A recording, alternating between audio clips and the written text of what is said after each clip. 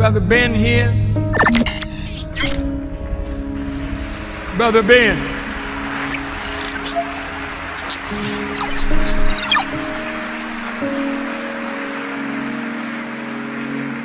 Now, Ben got a heck of a program. A lot of people listening to Brother Ben.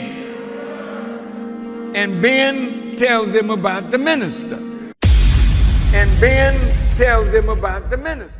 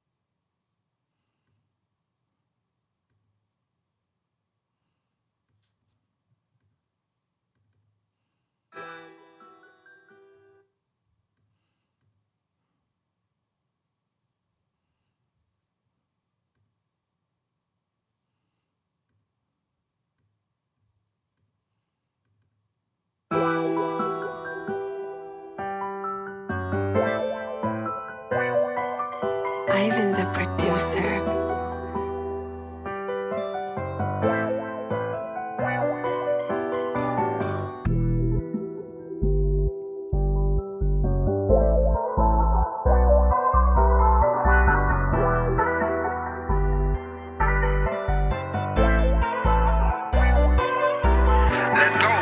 Grind, shine, this time is mine. Grind, shine, this time is mine. Do for self and get paid. Ain't worried about the pain. Hustle hard for my name. Don't do it for the fame. Grind, shine, this time is mine.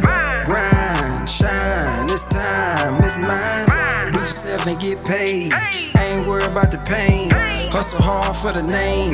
Don't do it for the fame. Don't do it for the fame. Make a way with my brain. Do it all in my lane. Don't swerve, don't change. Kill all that remain. With the mindset of Cain. Can't believe they the same. God damn it, what a shame. We coming down and we making it happen. You on the side and you do all that clapping. You on the side and you talking the most. What's crumbs for some is toast for most. If you don't drive, then open the door. Ain't helping me thrive, then get off the boat. Get with Muhammad and give up the ghost. Come see the brothers and get with the goat. You thought I was done, but I'm back with some more. Crushing these devils, my foot on they throat. I'm hitting new levels, they thought I could float. Flow like a butterfly, sting like a bee. Shout out your brother Muhammad Ali. Keep it 100, man, keep it a G. You working for them while I'm working for me. Yeah, man, this for everybody out there, man, who got, shoot, they be hating on you. Nigga always got something to say about you, man. Don't worry about that, bro. Keep going, keep your head up, keep your chest high. Keep your feet on the grind, man. Keep on going, bro. I believe in you. You dig? Grind, shine, this time is mine. Grind, shine, this time is mine. Do for self and get paid. Ain't worried about the pain. Hustle hard for my name. Don't do it for the fame. Grind, shine, this time is mine. Grind, shine, this time is mine. Do for self and get paid. Ain't worried about the pain. Hustle hard for the name. Don't do it for the fame. Okay, this time we gonna do it different. This time we gonna really listen, cause last time I was really tripping. I don't know what I was even thinking. Hell, I don't know if I was even thinking. Get some help, man, call the deacon, man. I don't know if he's even blinking. I think he's dead, man, he's really stinking. Eyes red, man, he's really geeking. Inside his mind, man, I think he's drinking. Getting scared, man, I think he's leaking. Hold on, hey, I think he's blinking. Thank God, man, my heart was sinking. Elijah raised him up with the teachings. Oh my God, he just gave the greetings. Suit and tie, in and out of meetings. Once was dumb, now I'm really speaking. Devils on the run and I got him creeping. Got him putting down a gun and they really seeking. Allah's God, man, you better believe it. Once broken, now we healed to pieces. He gave me sight and he made me hear. You saw Farrakhan, but I met with Jesus. He gave me sight and he made me hear. You saw Farrakhan, but I met with Jesus.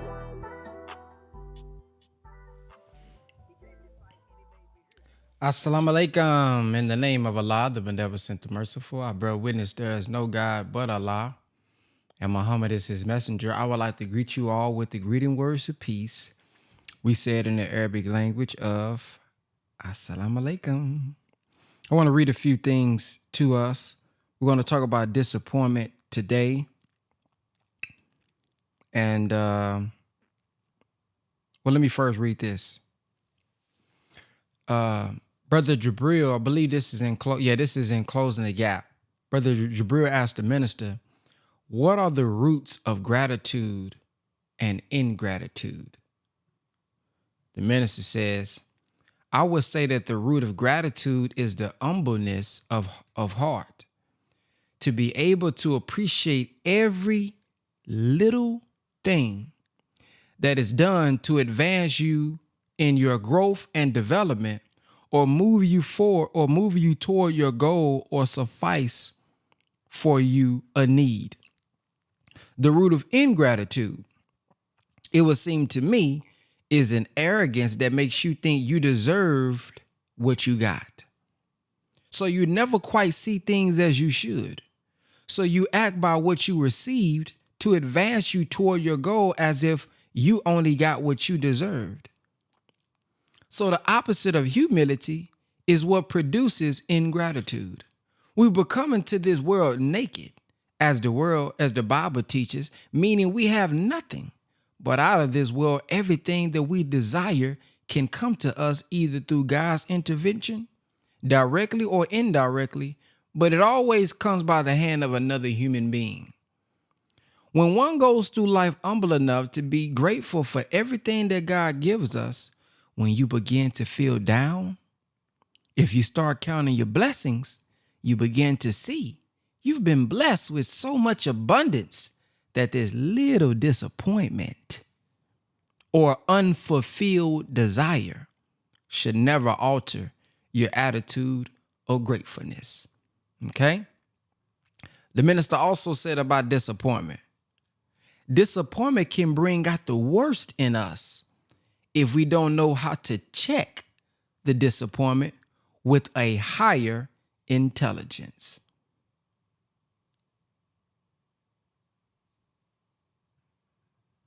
Then he said, handling disappointment is a part of the life struggle.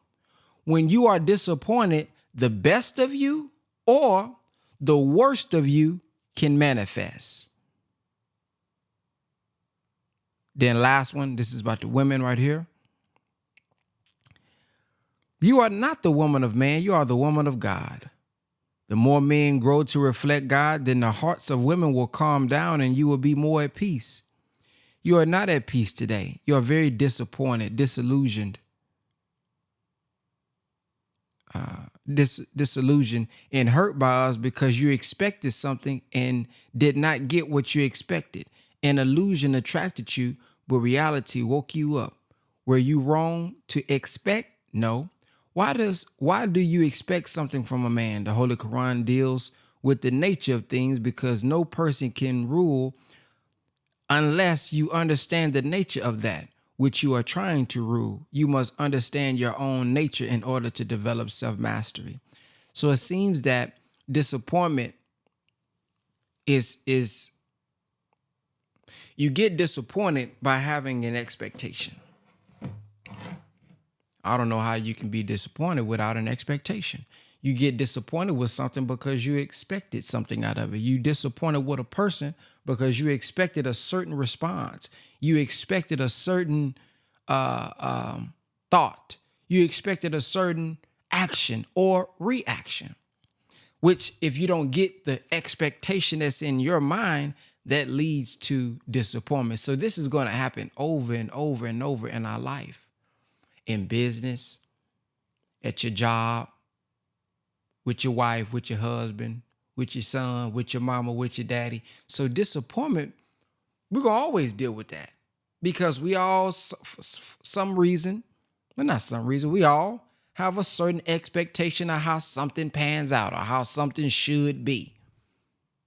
So since we know typically this is going to happen within our lives, let's see how to handle it, how to handle the disappointment. How should we think? How should we react to it? Because it can bring out the best or the worst in us.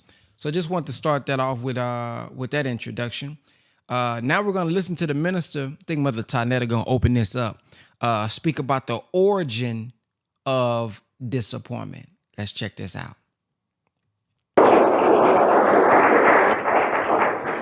Assalamu alaikum. Bismillah ar-Rahman ar-Rahim. In the name of Allah, the Beneficent, I bear witness that there is no God but Allah, and I bear witness that Muhammad is his messenger. My dear beloved sisters and brothers from every walk of life, we are assembled here this afternoon by the will of Almighty God Allah.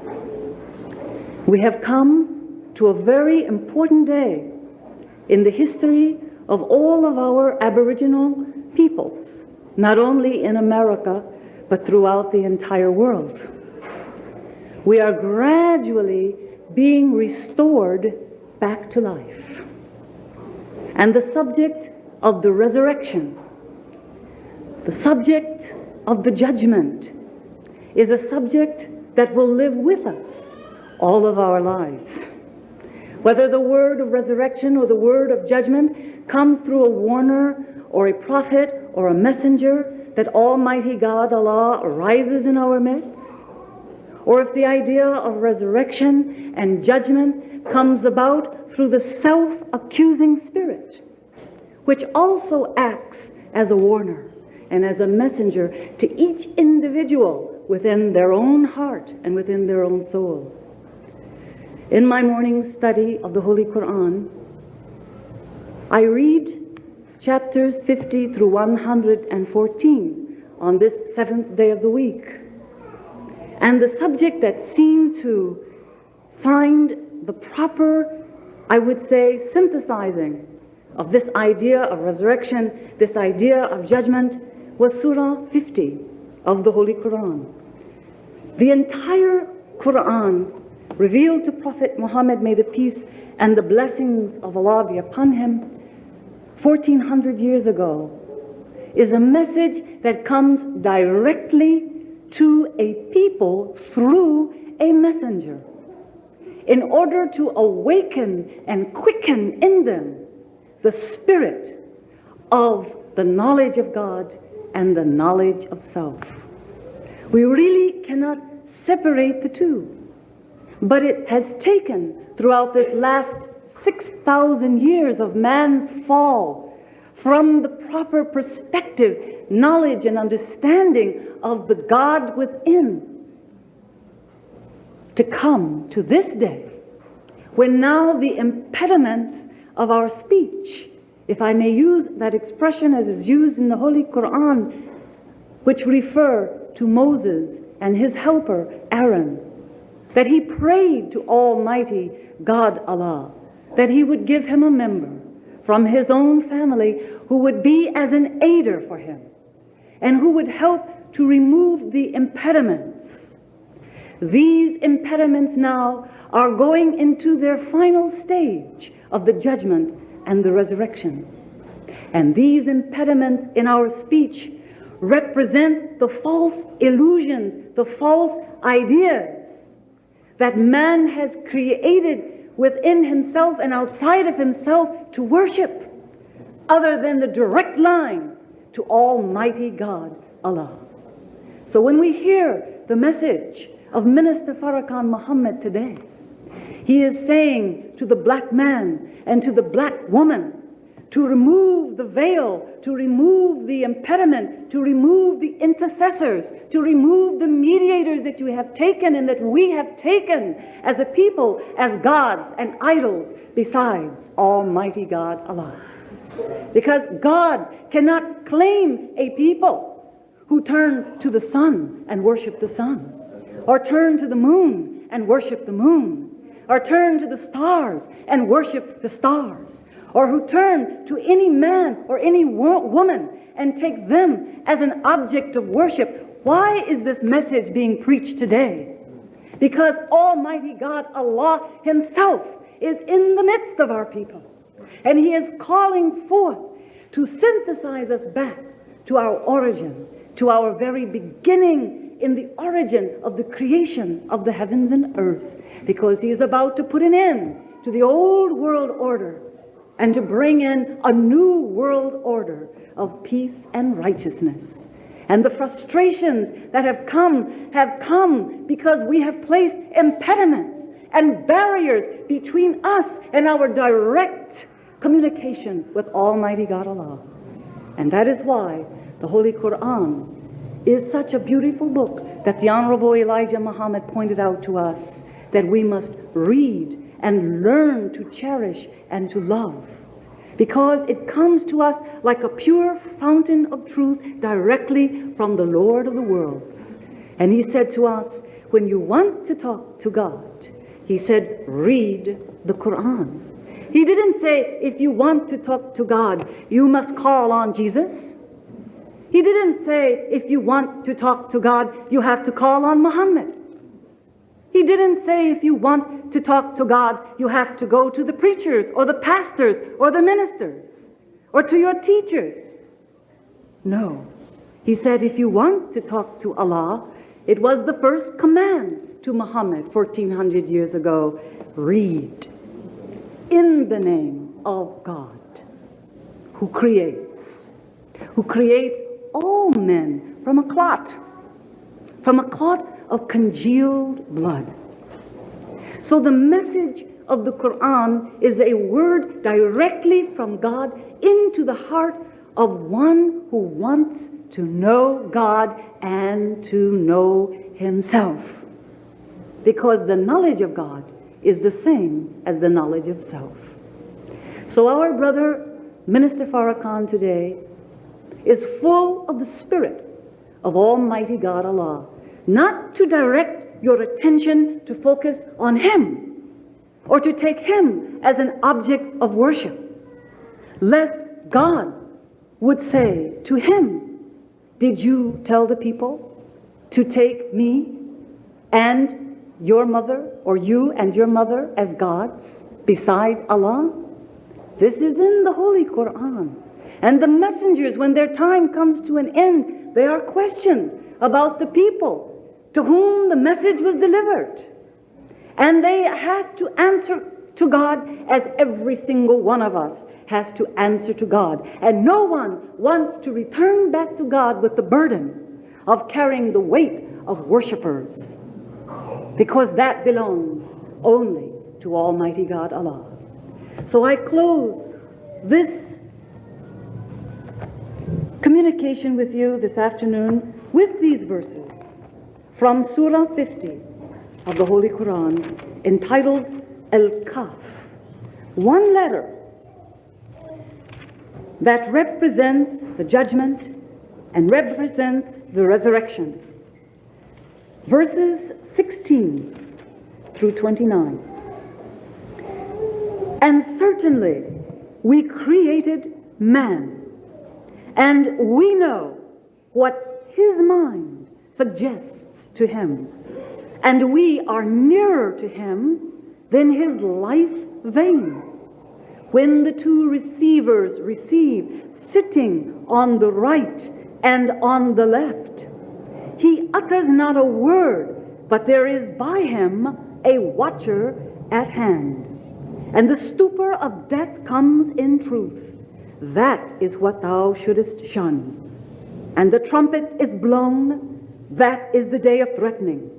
And every soul comes with it a driver and a witness. Thou wast indeed heedless of this, but now we have removed from thee thy veil, so thy sight is sharp this day. Stop.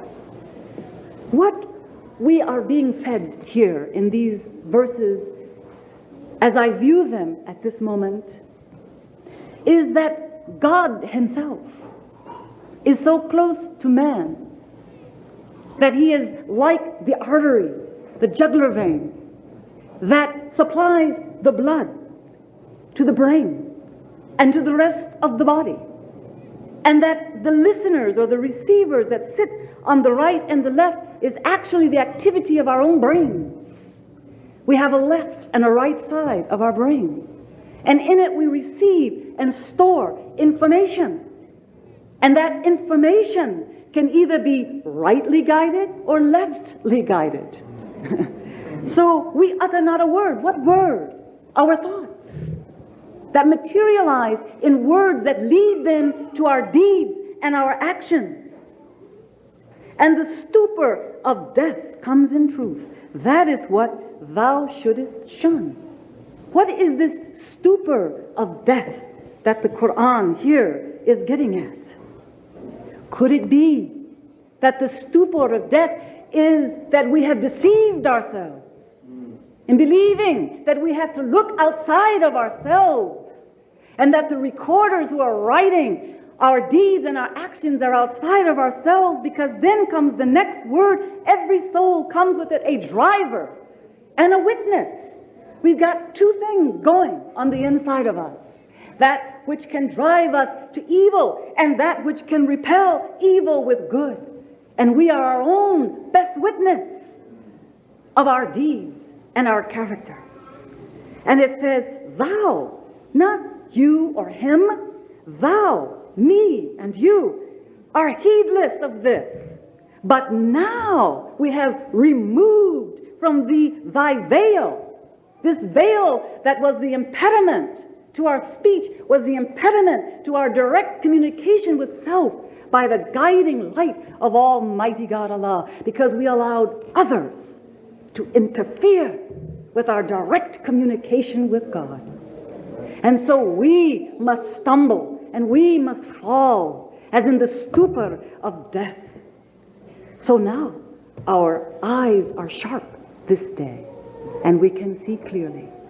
So with these words I close, knowing that our brother Minister Farrakhan has a very important message to share with us this afternoon. And that message is to know God and to know thyself. This is the key to heaven. This is the key to death. This will remove from us the veil that has kept us in the wilderness, enslaved to every passion of every low desire. Now we must reach up and contact the true self within, that it may contact again the true self of God. And in that way, we will march forward victoriously into a new world of Islam. Thank you. Assalamu alaikum.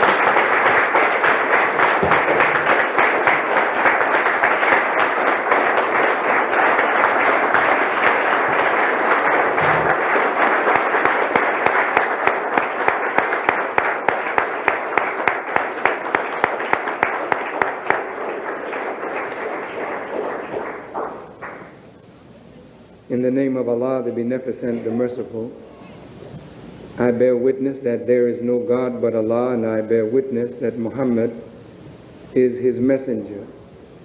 I greet all of you with the greeting words of peace. Assalamu alaikum. First, I want to bear witness to the beauty of the words of the Quran spoken to us by Sister Tainetta Muhammad, and the truth of those words. They set a perfect tone for that which, if it pleases Allah, I would like to discuss with you today. Religion, as it is presently preached and practiced, has failed to satisfy the need of humanity. I'm going to say that again.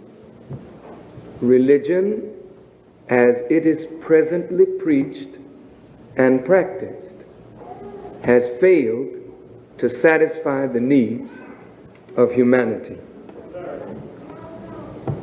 Is there something wrong with religion? Yes. What is wrong with religion? God has revealed His truth to correct the condition of the people to whom the message was given. In that truth, there is always a guiding light that will lead the people forward after their condition has been corrected, until Allah sends another prophet or messenger or apostle that may abrogate or make of non-effect a previous message and bring a better one in its place. But God is always trying to move us forward. Forward meaning what? Toward himself. Now, what is the failure of religion? Religion has failed because it is now an enslaver of the very people to whom it was revealed for the purpose of liberation. So the communists today say that religion is the opiate of the people, meaning it is a drug that desensitizes human beings to the terrible condition under which we live. Religion is an opiate. It is a drug that creates illusions that titillate the faith of people, the hope of people, but dash that faith and dash that hope by frustrating what the hope suggests to the mind. Religion today is destroying faith in humanity because religion is not satisfying basic need. Please bear with me. It is not wrong to go to a particular house of worship to hear the reading or preaching of the Word of God. This is good. But what is wrong is that human beings, in our fall from God, are so in search of God that we don't arrive to the destination. We stop at that which appears to be, and we worship that which is less than God, and it degrades us for so doing. So the human beings that are in the mosque, in the church, in the synagogues, in the cathedrals, in the temples, throughout the earth, are less than what we should be. And religion is not moving us any closer to God. It is actually rupturing our relationship with God and driving us away from the very thing that religion is supposed to lead us toward. Are you a part of that kind of religion? Oh, wait just a minute. No, I'm not a part of that. I worship God in truth and in spirit, and I'm successful in my prayers, and therefore that kind of religion does not affect me. But if you look at Islam, and you look at Christianity, and you look at Judaism, and you look at what the prophets revealed, and you look at the practice of the people, then religion is a failure. It failed because men corrupted its purpose. Religion was never meant to enslave. It was revealed to assist humanity toward the natural goal that Almighty God has put in the nature of each one of us. Religion is to assist our evolutionary development from dust to the manifestation of God. That's what religion's purpose is. If you get poorer under religion, you're in the wrong religion. If you are less able to do for yourself and your family, you are in the wrong religion. If you cannot overcome the obstacles in the pathway of your progress, you don't understand the real meaning of religion. If you feel oppressed and burdened by a wicked government, and you feel that all hope is lost, yet you are in a religion, you don't understand religion. If you're depending on the President of the United States to open the way for you, and maybe if Reagan is out and Jesse Jackson is in, things might get better, you don't understand religion.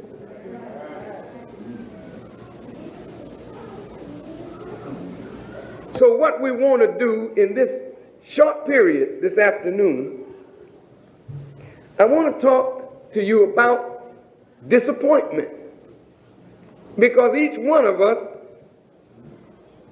that have gone to church, gone to mosque, gone to the synagogue, gone to the cathedral, visited Mecca, visited Jerusalem, visited Rome, visited Qum or other sacred cities in the world, or those who don't believe in any religion at all, but just know that in order to get something out of life, you got to work to get what you want, and yet your desires are frustrated.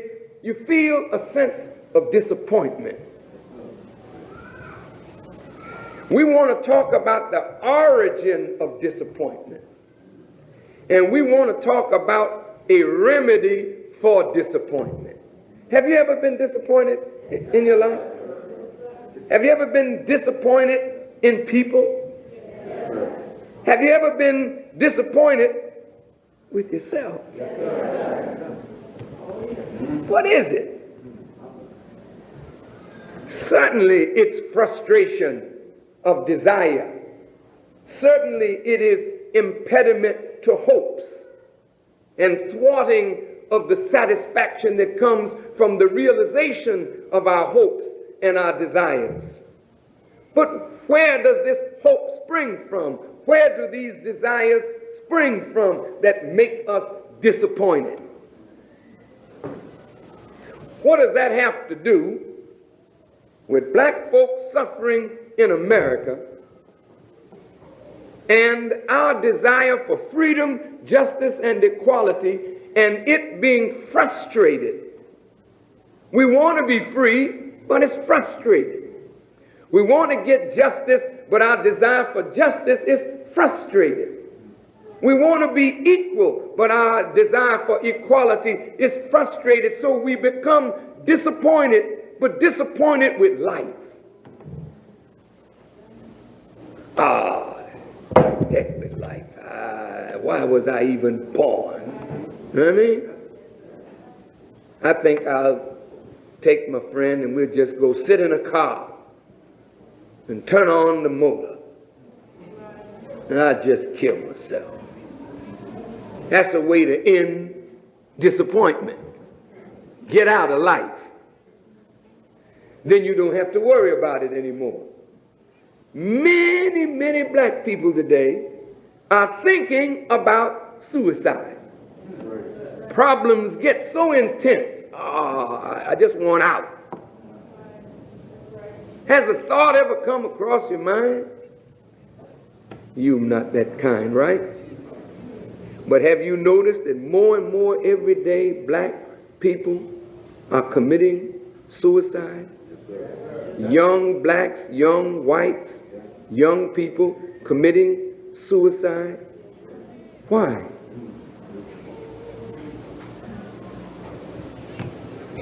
When you look in the mirror and your face is black and your hair is kinky, are you disappointed? Do you wish you could go to sleep and wake up and be somebody else? And when you wake up, it's still you again? Are you disappointed? What is the basis of it?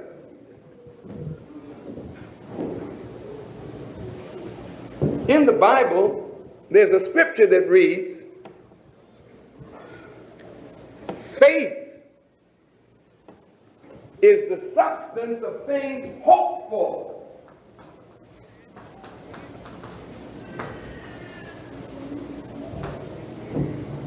Faith is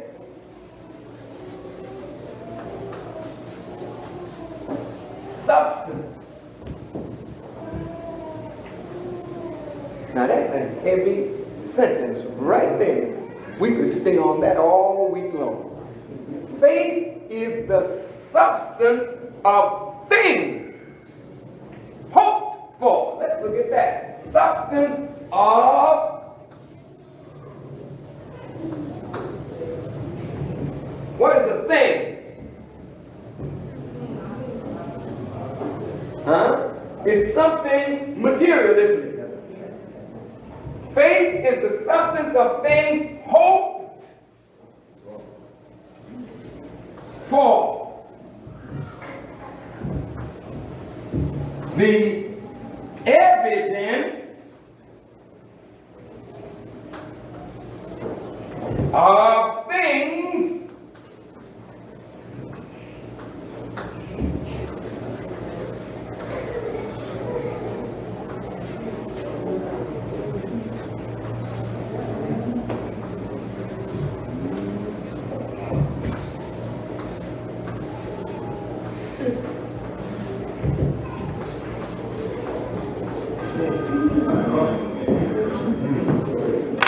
Now that is a powerful word. That's this one right here. Each one of us is born into the world with this.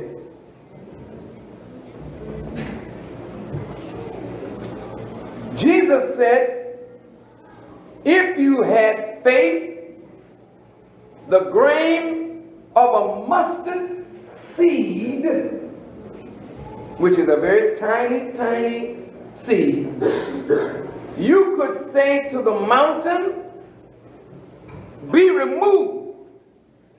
Or you could say to the sycamore tree, be uprooted and be planted in the depth of the sea. This thing is powerful. Faith is the substance. When something has substance to it, it has what? What is substance? Is substance nothing, or is substance something? According to this word, substance, faith is the essence of things. The substance is the essence of it. Anytime you don't produce things, matter, something is wrong with your.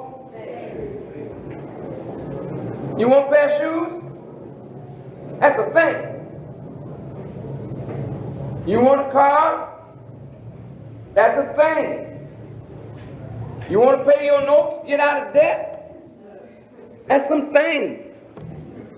You want some love in your life? Love is immaterial.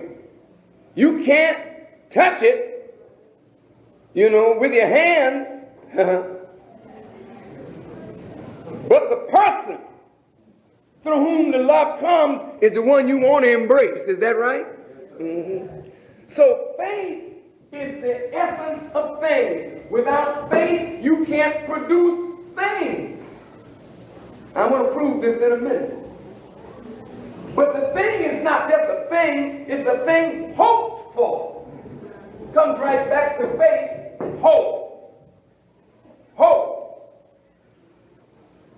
When you hope,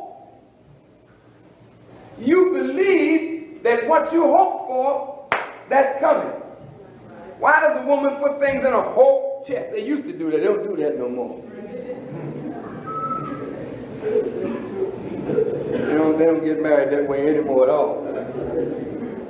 But when you get married, you put a lot of things in a hope chest, right? Why do you put it in a hope chest? Because you expect one day to be a married woman. You go to your hope chest and you use the things that you put away. So you believe, and that faith brings a man into your life, or whatever,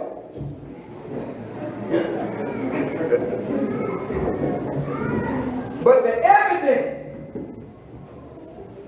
evidence, look at this now, is of the thing that you're hoping for is not seen. Now that's very heavy. How can a thing be evident and yet unseen? How can it be evident? Give me the evidence. Convict me on something unseen? Where's the evidence? Now, faith is such that even though what you hope for is not in the realm of reality at this moment, the faith is the substance within your own self that brings what you hope for into reality. Now, when what you hope for, you don't get it, there is disappointment. You understand? So disappointment rides right in on the natural thing that God gives to every human being, is faith. Now let's look deeper into this. Y'all all right? Yes, sir. Okay. Now, I said we are born into the world with faith. You probably do not have as much faith right now as you had when you were a little child, 1 day old. You probably had more faith then than you have right now. And you got more out of life then at 1 day old than you get out of life now as a grown man, grown woman. What are you talking about, Farrakhan? When that baby came out of the mother's womb, it could hardly see. It thought had just started the brain activity, oxygen flowing in the lungs, yet when you put that baby on the mother's breast, what did you notice in the baby's mouth? It started moving. You notice it?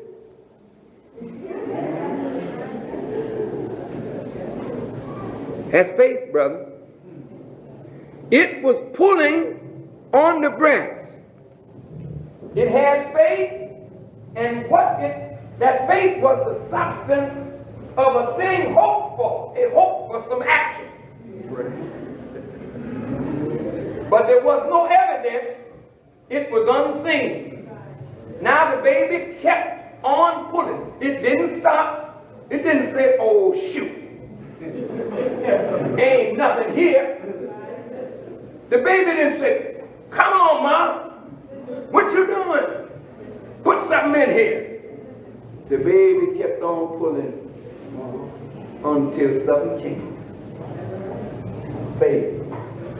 The substance of things hoped for, even though the evidence of that thing was unseen. From day one, you were learning that the universe itself is a giant breast of God. The whole universe is called she. Allah, God, is the creator, and he makes this creation to depend on him. Therefore, all of creation is under the feminine gender, she. The sun is she. The moon, the stars, the earth is she. And the universe is called a pregnant universe because it's always bringing forth new things. That's why, sisters, you should be happy to be she. Now, if at day one you could pull on the universe, on the breast, and draw milk, how do you pull on the universe as a grown man and woman and extract from the heavens and the earth what you need to satisfy your needs and your wants?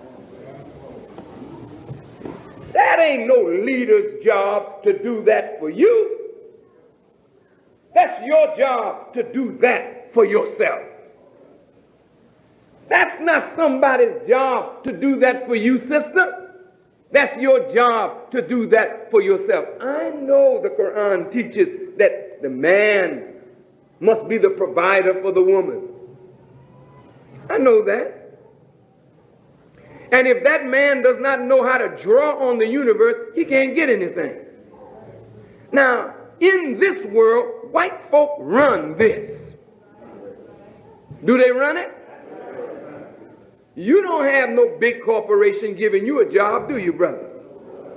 No. So if the white man tell you, look, nigga, I don't have no job for you, what do? Go stand in the unemployment line with no faith. And you end up with no faith. Your hope gone, and the evidence remains unseen, totally hidden, so you just so frustrated. Oh man, this white man world, you know what I mean? I just hate the white man because the white man is keeping me from what I'm supposed to have. It's that white man that's doing this, that's who it is. Nigga, please. Look, it's your ignorance that's stopping you. The white man cannot stop you if you know what you're doing. He don't have that kind of power, brother. You can go over him, under him, through him, around him. If you know what you're doing, there is no power that can stop you from getting what Almighty God has ordained for you. So you're frustrated now and disappointed with life. What do you mean disappointed?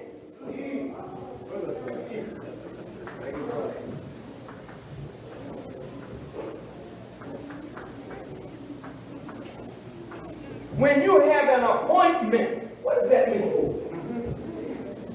We make an appointment. An appointment means I'm going to meet you at such and such a time on such and such a day for such and such a purpose. That's my appointment. Put it down on your calendar. I will meet you so and so. We want to talk this business deal over, and that business deal going to net us X amount of dollars. I'll be there on time. I'll be there. Now, the moment you make the appointment, there's a hope. I think that when we had this meeting, see, something good gonna come out of this. Because you see, he said that he would help me. So his word is involved here, isn't it? Now, when you don't get what you hope for, the appointment fails.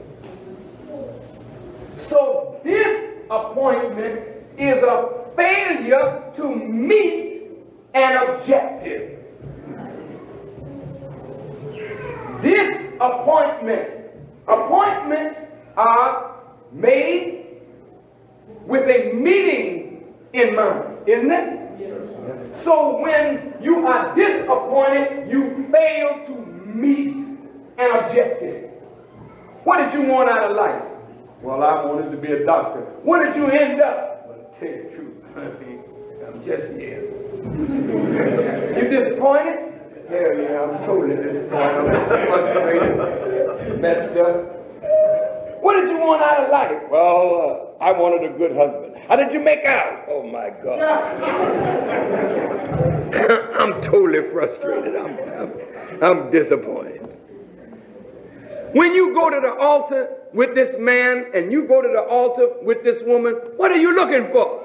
I'm looking for happiness. Happiness, what I want. Happiness. Happiness. State of being happy all the time. That's what I want. How you doing? I ain't happy with a damn. What's the matter? I'm frustrated. I'm disappointed. It didn't meet my expectation. I'm going to get me a divorce. Oh, shut up. It didn't meet what you expected. Why? Because what you were dealing with was an illusion.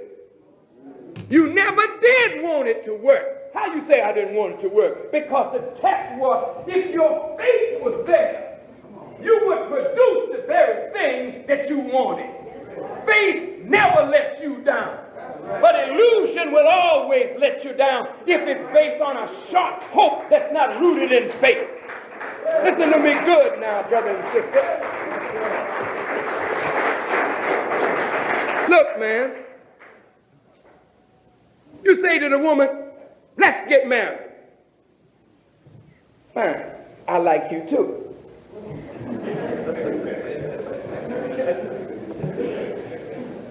What do you want out of this?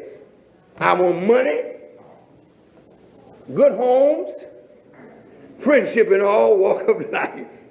You do? Well, I'm the wrong man. By what you want, ain't no use in me going down this road with you, because I know you're going to be frustrated before long, because I'm a struggling man. I ain't got what you want.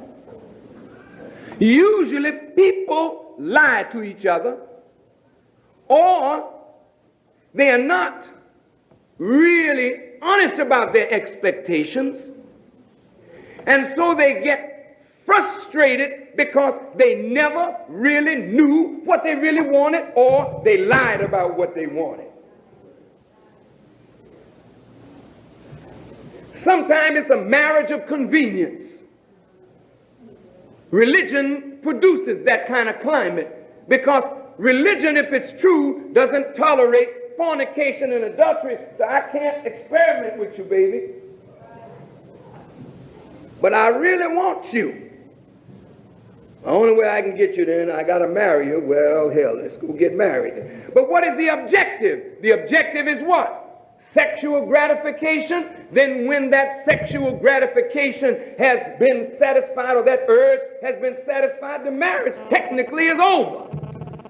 I start getting frustrated with everything else about you from that moment on. It's downhill. Disappointment.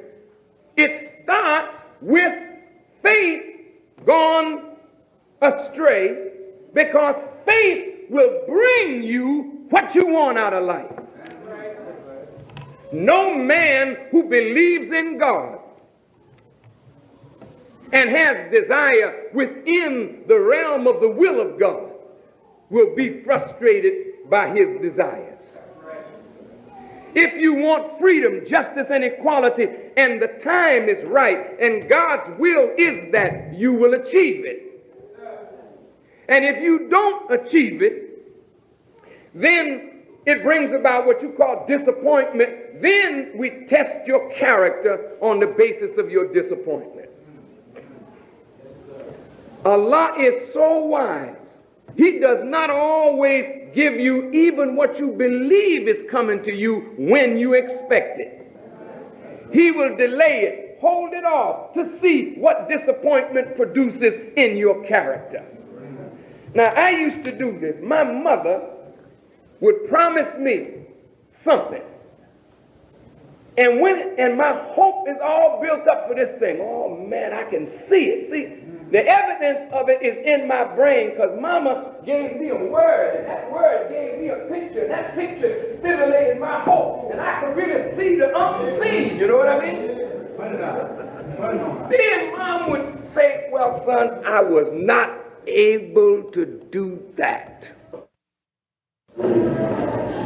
She messed with the substance of my faith in her word.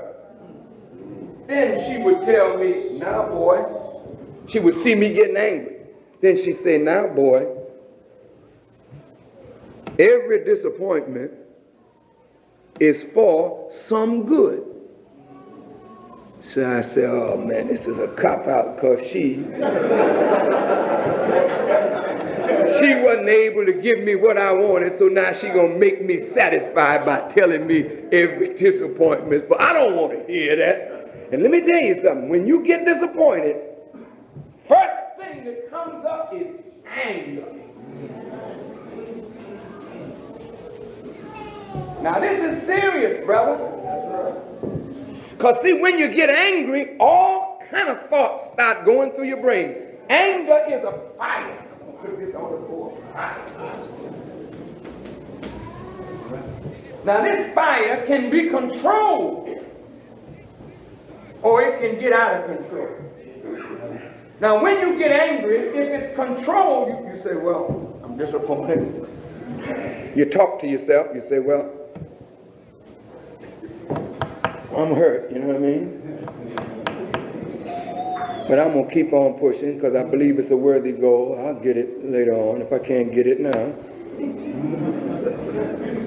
But that don't mean I'm still hot. Or you can control the fire in another way. Oh man, where's hell? This nigga gave me his word. You understand? He done made me have faith in his word, and my hope is up, and I can see what he told me I was going to get. And now he tells me, or I find out, wasn't nothing to it. Now I'm cool.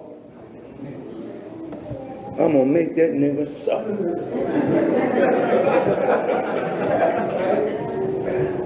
What you going to do? I'm going to plot. I'm going to use the power that I got to make this nigga suffer, because I don't like being disappointed. Now let me tell you something, brother. When you get disappointed, you have to really watch yourself, because the real you gets manifested when your desires are frustrated. You all right? I'm coming home to something real close to your jugular vein in a minute. We'll get right up inside your brain. You think I live with you. Just bear with me. Now, God always is anxious for you to see who and what you are. The God outside of self already knows all about us. But the God inward has to learn about us. Do you understand what I'm saying? So the Quran says, Allah does such and such, so we will see how you act. Well, Allah already knows what you're going to do, but inside, you don't really know yourself. You don't know what kind of man you are, what kind of woman you are, until you are frustrated. Your desires are frustrated. Your aims and aspirations are thwarted. Then something come out of you that you didn't even know was in you to help you to see what kind of man you really are, to help you to guard against the evil of yourself. Now, if you expected me to deal with the white man today, and you come here to waste my time and yours for me to tell you about the evil of white folk that you already know about, that's not really important. The important thing is how you handle yourself and your life and the hopes and aspirations that each one of us has for our life and for our children. When you give birth to a son and you say, from day one, I got a boy. You tell all your friends, you give them a cigar. Hey man, smoke. I got a boy, man. I got a boy. I got a junior, Tim. This is my junior. And the son can't sit on junior. You give him everything that you think he needs. You put him through school. You say, Junior, I want you to be a great man. Daddy couldn't make it, but Junior, I want you to go there. And so you work with Junior. All of a sudden, Junior ain't in school no more. Say, Junior jiving Daddy saying, I'm going to school, but Junior's in the pool room. Junior's on the corner smacking crack. Junior is running around. All of a sudden, Junior comes home one day.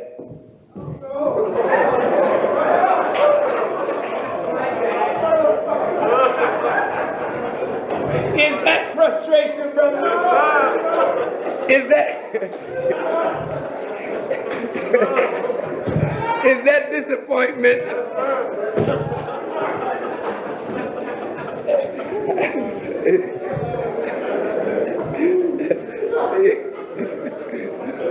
Excuse me, but this cat Farrakhan, he'll make you laugh your way right into the truth. But the point is, that's frustration, brother. Now, I can't get inside a father's chest to see his son like that. I can't get inside a mother's breast to see the son that she hoped for turn to drugs or the daughter become a prostitute. I can't get inside you, but I know you're hurt. You're disappointed because you had a goal in mind. You had an objective in mind, and you had an appointed time for that child to meet that objective. You put your word out, but you got disappointed. You got frustrated. Then anger come in and the fire come up in you. Now, how you going to deal with your child? Because, see, your child went off. But really, what you're punishing is that the child disappointed you. You're not punishing the child for the child's misbehavior. You're saying, nigga, you hurt me. You went off and turned into a sissy. And now you're going to make the child, you're going to beat him to death, but you're not beating him for him. You're beating him for what he did to you. He disappointed you. He frustrated your desire. She disappointed you. She frustrated your desire. But this is life, isn't it? How should we handle this kind of thing? How should we handle it? First, understand that all disappointment starts with desire coming up out of that faith. You desire something, and you believe it. You want it, and something comes along to crush your desire. And what it can make out of you, if you don't handle it right, is a devil. Now watch what I'm saying. You want to see a human being become a devil? Let him get frustrated. Now, the Honorable Elijah Muhammad taught us that 66 trillion years ago, there was a scientist, a god, if you will, who wanted the planet to speak the same dialect. He didn't say he wanted them to speak the same language. They already were speaking the same language. He wanted them to speak the same dialect. Dialect means that you have the same inflection on the words of the language. For instance, the Northeast has a dialect, doesn't it? The South, same language. Do you call that a dialect? When you have a brogue, you know what I mean?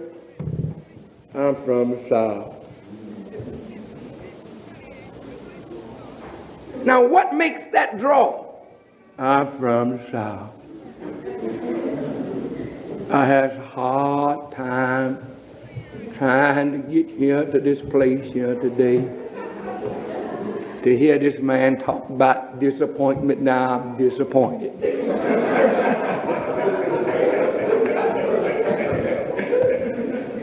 What makes the dialect? And how come when you leave this area and go to another area, you lose your dialect? Even though you're from the South, you come up north, you lose the way you spoke in the South. Then when you go back south, they say, look at this uppity nigga trying to show us that he's a northerner now. But what is it? Every time the Honorable Elijah Muhammad taught us in the Theology of Time lecture series that dialect is affected, speech is affected by the heaviness or lightness of the atmosphere, the moisture or lack of it in the atmosphere. So that when you speak words, it all deals with the breath and how the breath is used with the tongue, the teeth, the hard palate.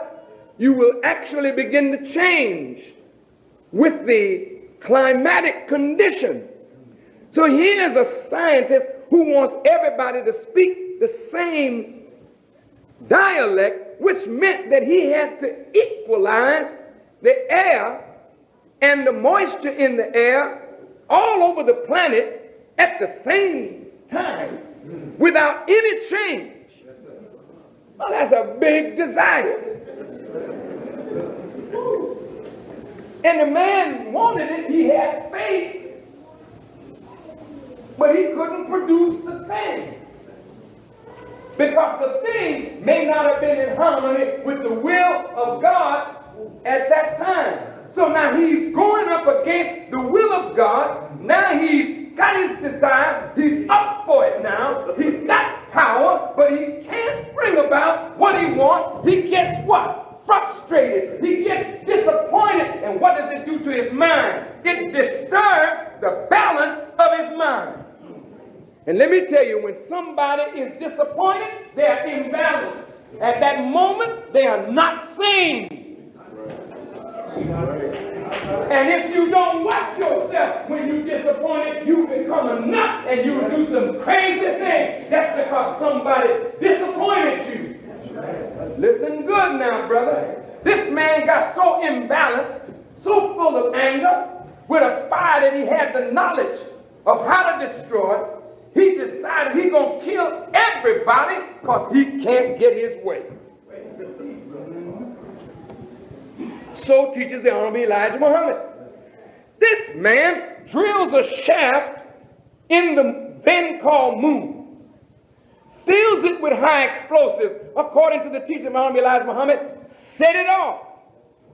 One part of this planet blew out 12,000 miles, turning over and over, dropping all of the water from that planet or that part of the planet on this part.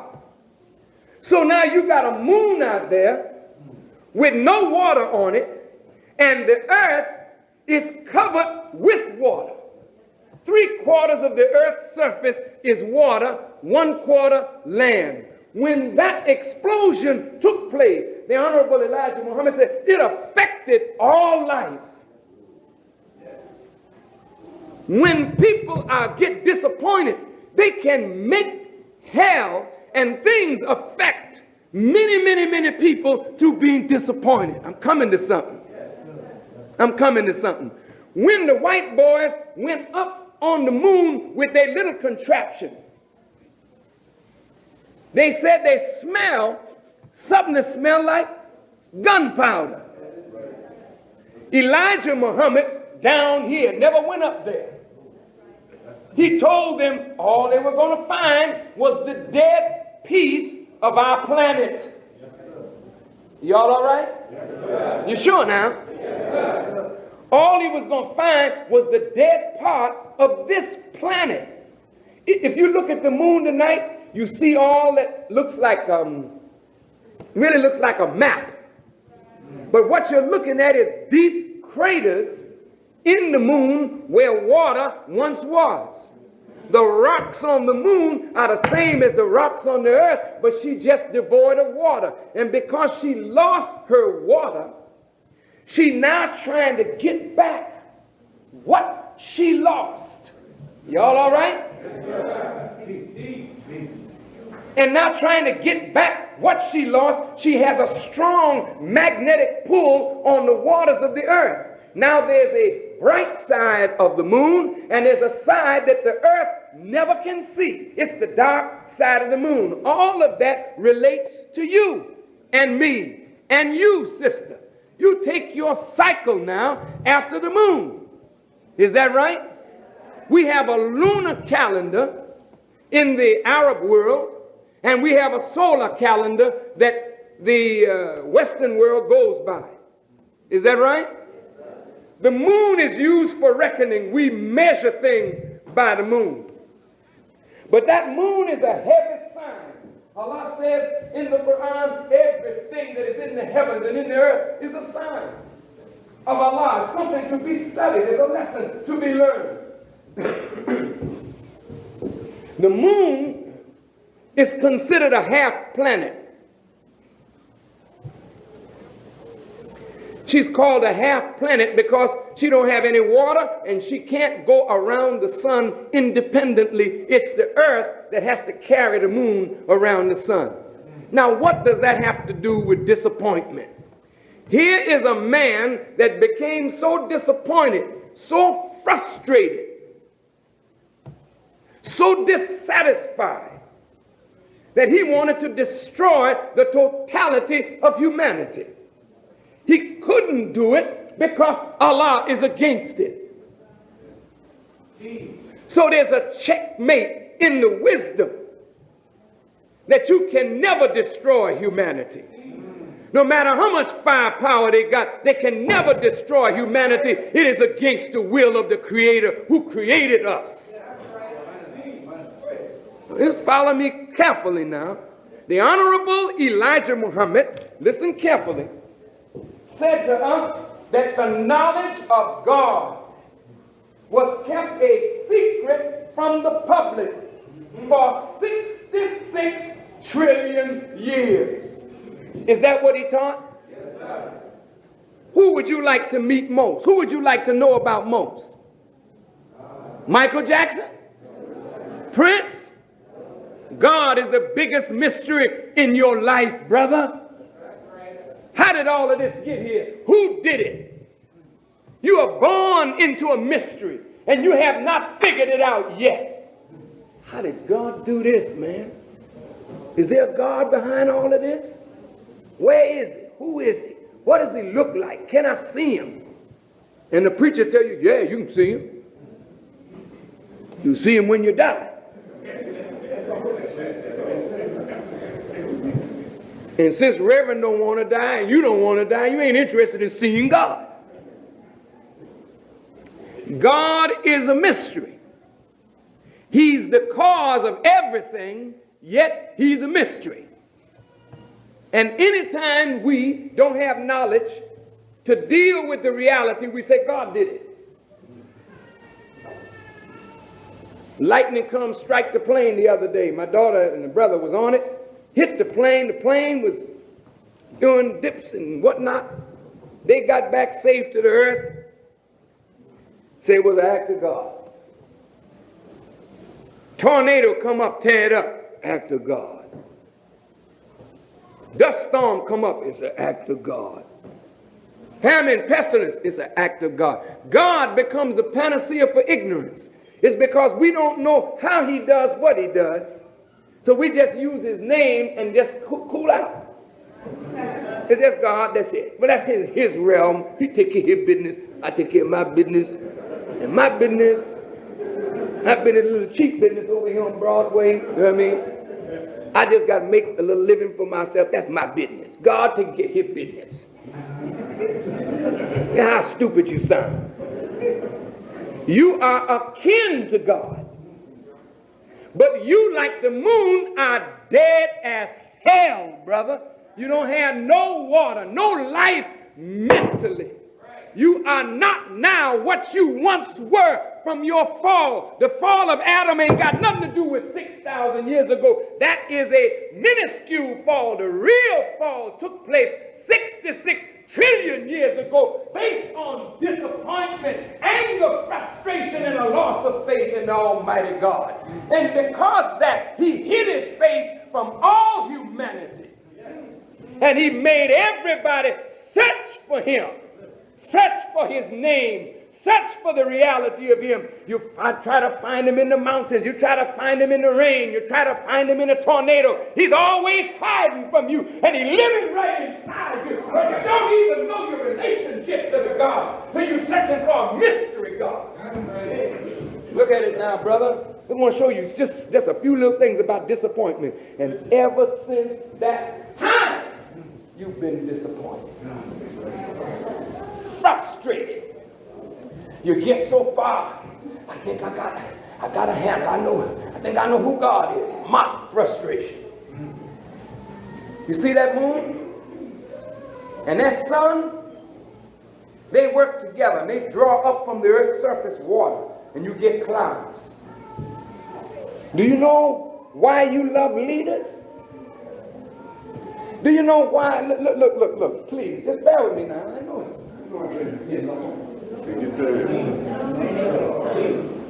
I don't want to bore you.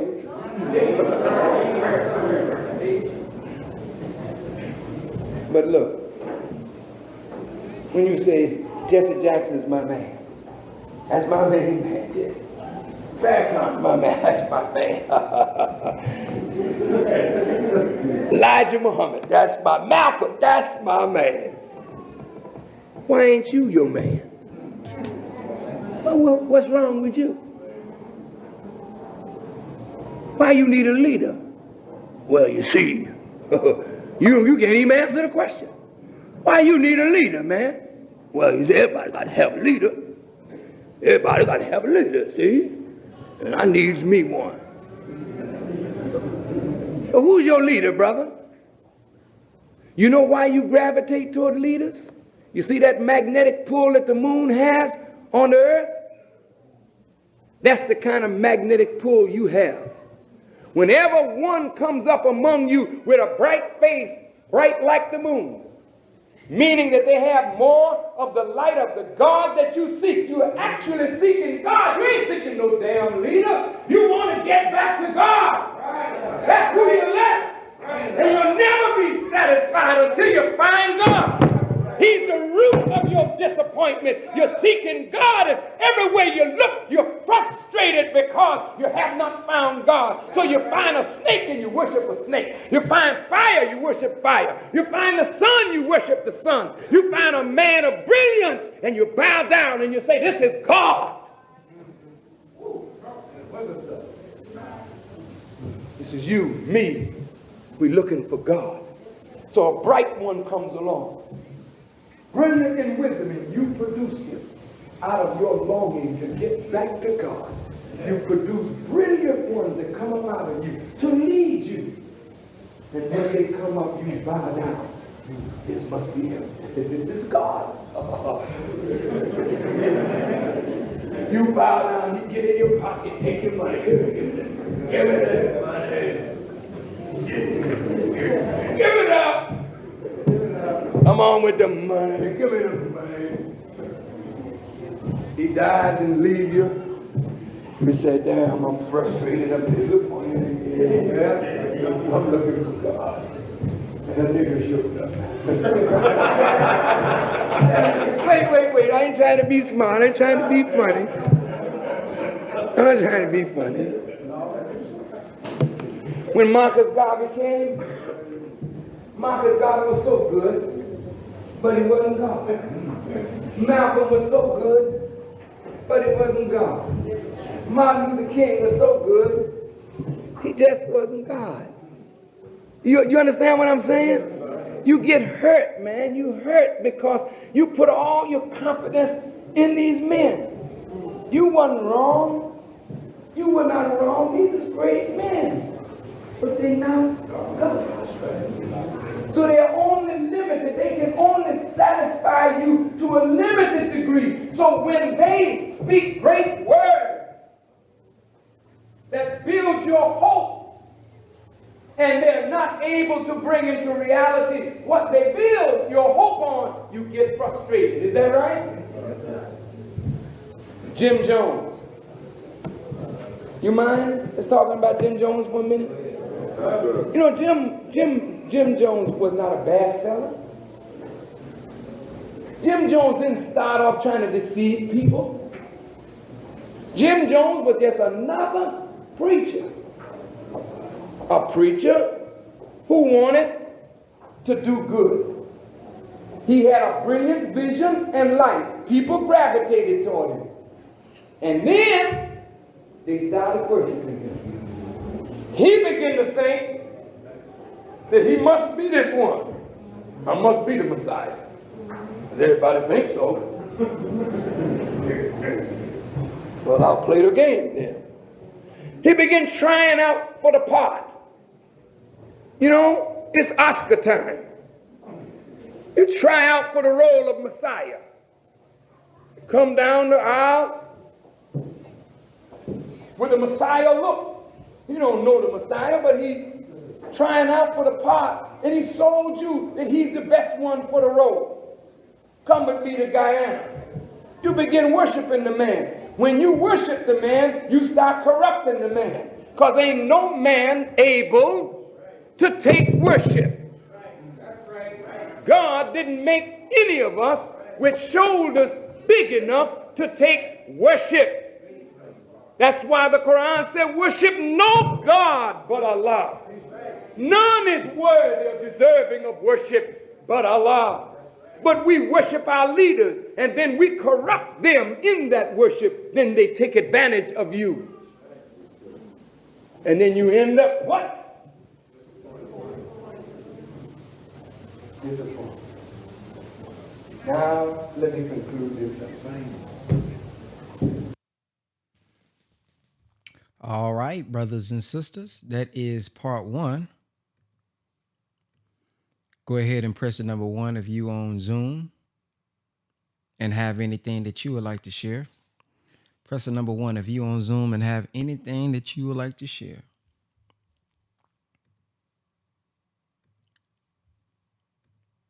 My bad. That was an accident.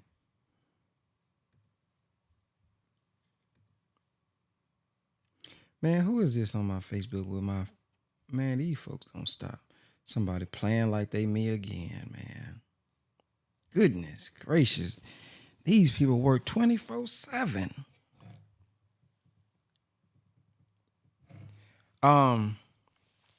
Well, since nobody has pressed the number 1 quite yet, I'll start with mine. The minister said that as a baby, we have faith. Seems like more faith. We had more faith then than we have now as adults. When we came out of the mother's womb and she puts us on the breast, the child is pulling on the breast. First thing that came to my mind really is, how did the baby even know to pull on the breast? So there must have been something innate in the baby to even know that it's supposed to even pull on the breast. So there was wisdom there, even as a baby. But he's saying, although there was nothing that came right out, because you got to work that, you know what I mean? You got to, it ain't just flowing out. It kept on pulling as a baby. It didn't say, oh, I pulled and nothing came out. Let me get frustrated, stop, and never pull again. When we are babies, we begin to walk or strive to walk because we see others doing it. And isn't it something that as a baby, you just need to see others do it? And when you see others do it, that gives you the belief that you can do it.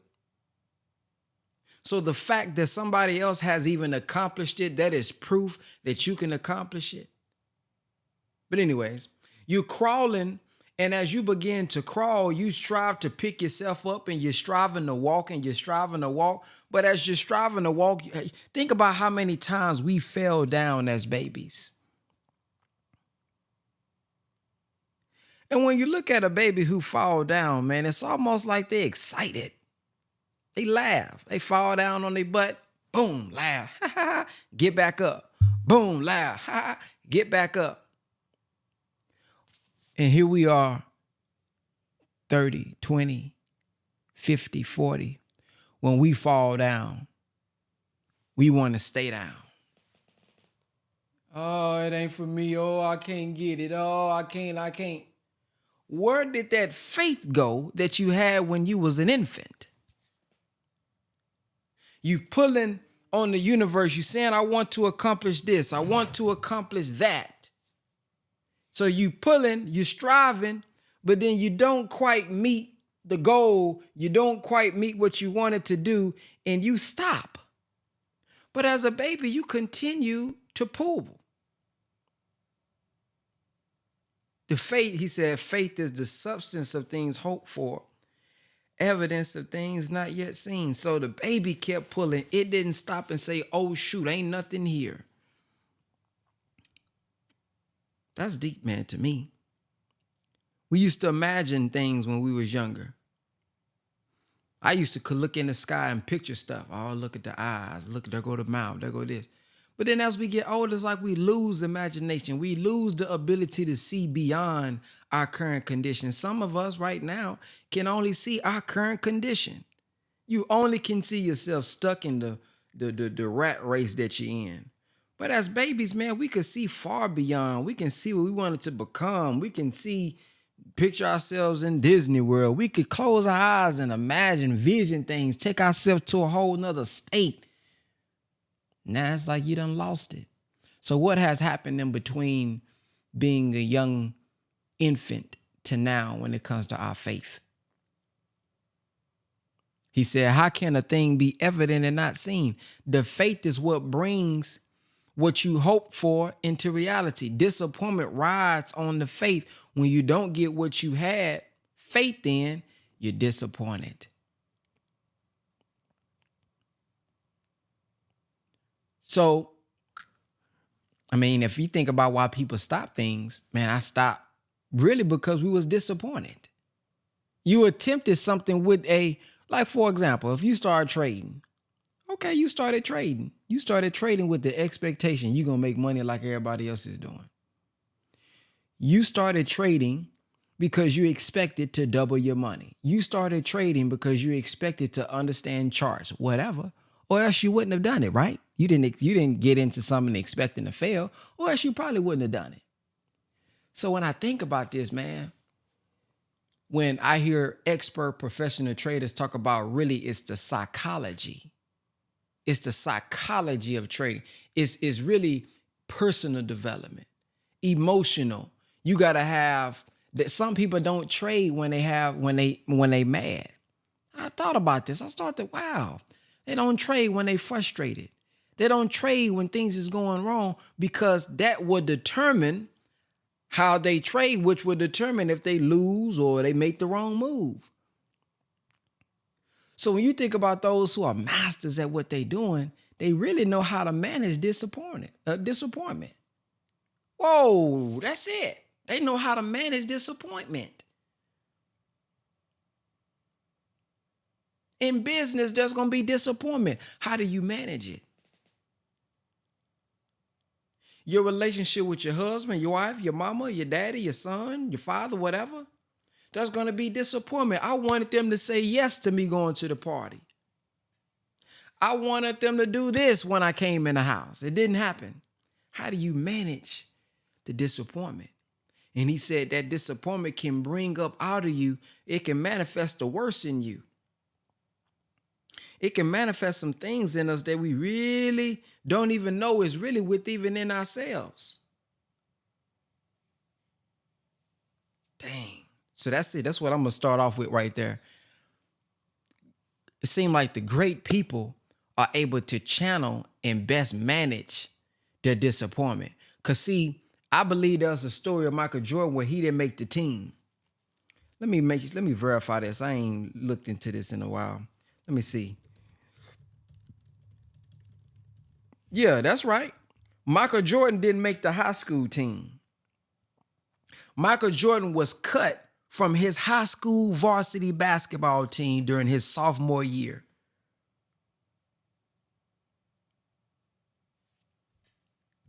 It says Jordan was devastated by the rejection, but he used it as motivation to improve. He practiced hard, waking up early, staying up late. See, he could have mismanaged that disappointment and said, oh man, F basketball. I'm guaranteeing you there's people that done that. They got cut, they got rejected, and they was done with it. Forget it. I'm through. But then you have those who have a different way of managing their disappointment, because he didn't join the basketball team expecting to be cut. He joined with the expectation, I'm going to be on the team, or else we wouldn't have done it. So he managed his disappointment maybe better than somebody else who got cut and they didn't work harder. They didn't stay up late. They said, oh, I'm going to do something else. Damn. So as we get older, man, we got to learn how to manage the disappointment better. That's the key to success, managing disappointment. When another person loses money, see, in life, losing money is really a gift. It's going to happen. It's going to happen. There are billionaires who have lost millions. There are billionaires who have lost billions, but then they get it back. They manage their disappointment different. There are some people who lose in the stock market. Y'all know, come on, elders. Y'all know this better than me. What do? Boom, they done. They don't, man, I done lost all my money. I've heard it. People that they said, man, people killed themselves from losing money in the stock market. When the crash happened, when the Great Depression and all that, they lost all their money. They jumping out window. I heard this growing up. People do this thing, but they mismanage the disappointment. They expected their money to grow. They expected it to be secured. They expected, whatever the case may be, there was an expectation in their mind. And because something didn't go the way they wanted it to go, boom, just like the scientists who blew up because they wanted everybody to speak the same dialect. So you want everybody to have your perspective. And if they don't have your perspective, man, F it all, I messed the whole thing up. Man, we experience this all the time. In real time. You'll mess up the energy of a whole room because everybody didn't speak your dialect. You'll want to kill somebody. It may not be physical, but you may want to kill their movement. You want to kill their mood, whatever, because they ain't thinking the way you think. They didn't do what you wanted them to do. Man, that's heavy. And we all deal with that in some type of way, whether if it's relationship, business, friendship, whatever, work environment. We all have experience coming face to face with disappointment. And I want us to all look at, damn, how did I handle that? Good God Almighty, I didn't handle that one right. Ooh-wee. I mean, I got a bunch of them. Oh yeah, you should. Ooh, good God, yeah. So there it is, man. So let's go to Sister Kenyatta. Am I saying that right? Because she put Kenyatta. Let me see. Hold on. Wait. Have I been saying your name wrong? It do say Kenyatta, don't it? It does. And I've been saying, you've been letting me say Kenyatta for you. For you. It's Kenyatta. That's about... Kenyatta. Gang is all the same. So anyway, this is interesting. So this is kind of what I was saying yesterday when I was kind of talking about myself, when I was saying like there used to be a time where I would not, like I was accomplishing goals, but like now it's like it's kind of hard for me too. So when I think about that, I think about like, when you're young and you have no, like, you don't really need motivation. You don't have any fears in that sense. You don't have any of those things. And so the way you go through things, you go through it with faith, right? Because you're not even worried about anything that's going to like hinder you. You have the faith to do it. But when I think about it and what the minister was talking about, disappointment, it makes me think like, within that time frame from then and now, I have faced some disappointments, right? So I've had some things that I've tried to accomplish that maybe I didn't accomplish when I thought I should have accomplished it, or just different things. So I think that's when I think about it, and I think about like kind of where I'm at, where I am now, it makes me reflect on, were there some disappointments that I experienced and didn't know how to manage them? And as a result of that, it's hindering my movement now. So that's something for me to think about as I just kind of reflect. Also, I love how the minister broke down disappointment with the dis and appointment. So it's not just about um, the failure of a thing, but it's about you setting an appointed time for a thing and it not happening at the time. So the time part is a big factor in disappointment, not just the failure of a thing, but the time. So we set this time frame on when we think a thing is supposed to happen, and it doesn't happen at that time, then we become frustrated, or we begin to feel like, okay, I must have failed or I must have done something wrong. So I think time is a big thing. I know for me that I've had to like go deal with is the timing of a thing. And I think back, like, for example, I had a sister who I had reached out to, and I she didn't reach back out to me, right? And I started to, my emotions started to come up with starting to think, well, why didn't she call me back? Or why didn't she reach back out to me? Because I had an appointed time in my head when I thought she should have. And when she didn't, then my mind began to think all kinds of things like, oh, is she trying to, you know,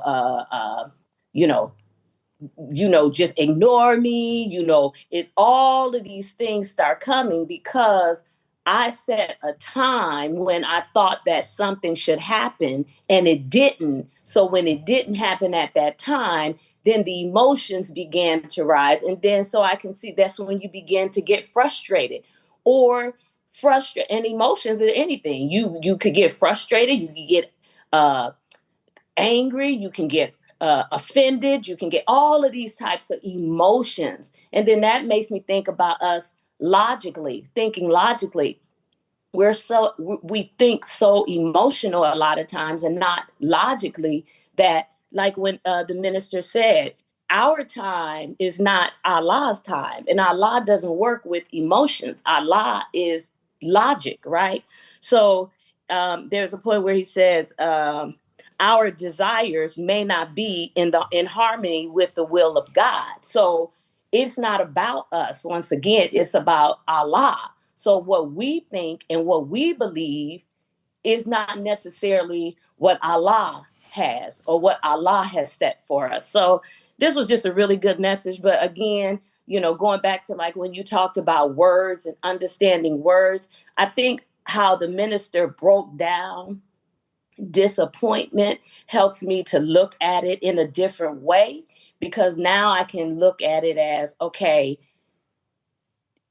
when we're thinking about accomplishing a thing or doing a thing, whether it's in business, relationship, whatever it is, when we think about setting times and putting a time to it, that's not what that can hinder us a lot of times. And I think it's about just putting in the work, staying consistent, and watching our attitude and our character and how we handle a thing. And so that's just some things that I know for myself that I have to continue to work on and continue to strive to look at, reflect on, and deal with. So thank you for allowing me to speak.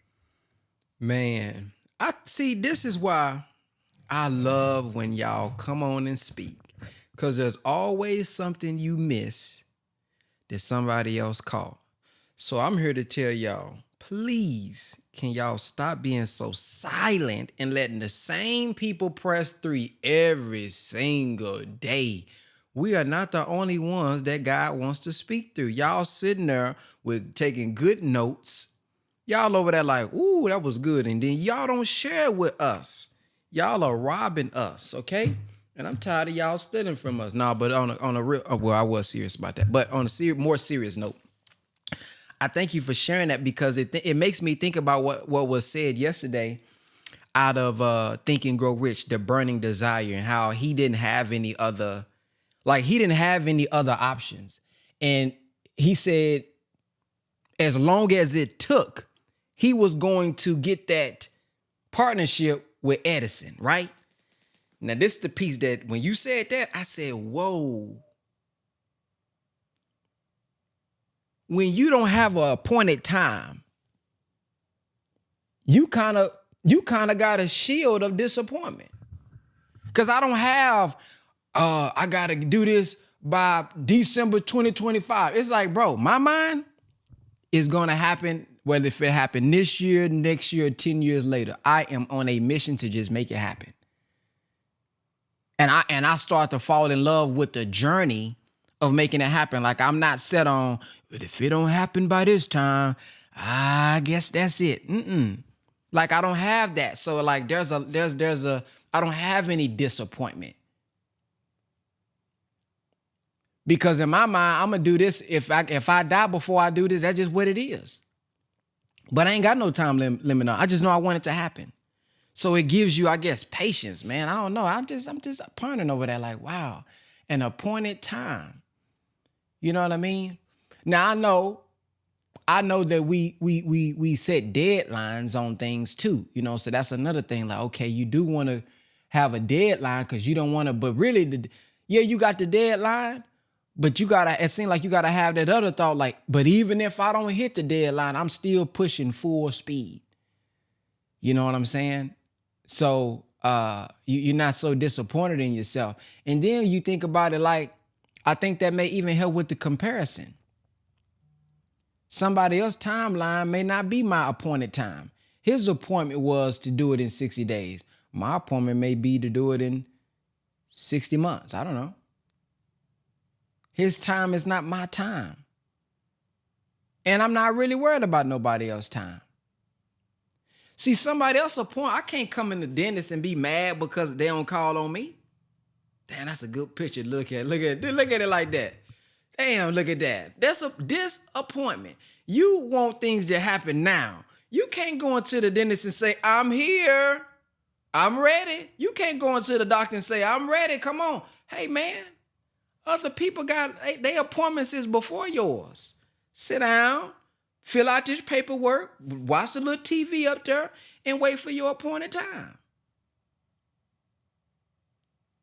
That's like us going into the doctor, becoming disappointed, being mad, because they come out, Miss Johnson, why you ain't calling me yet?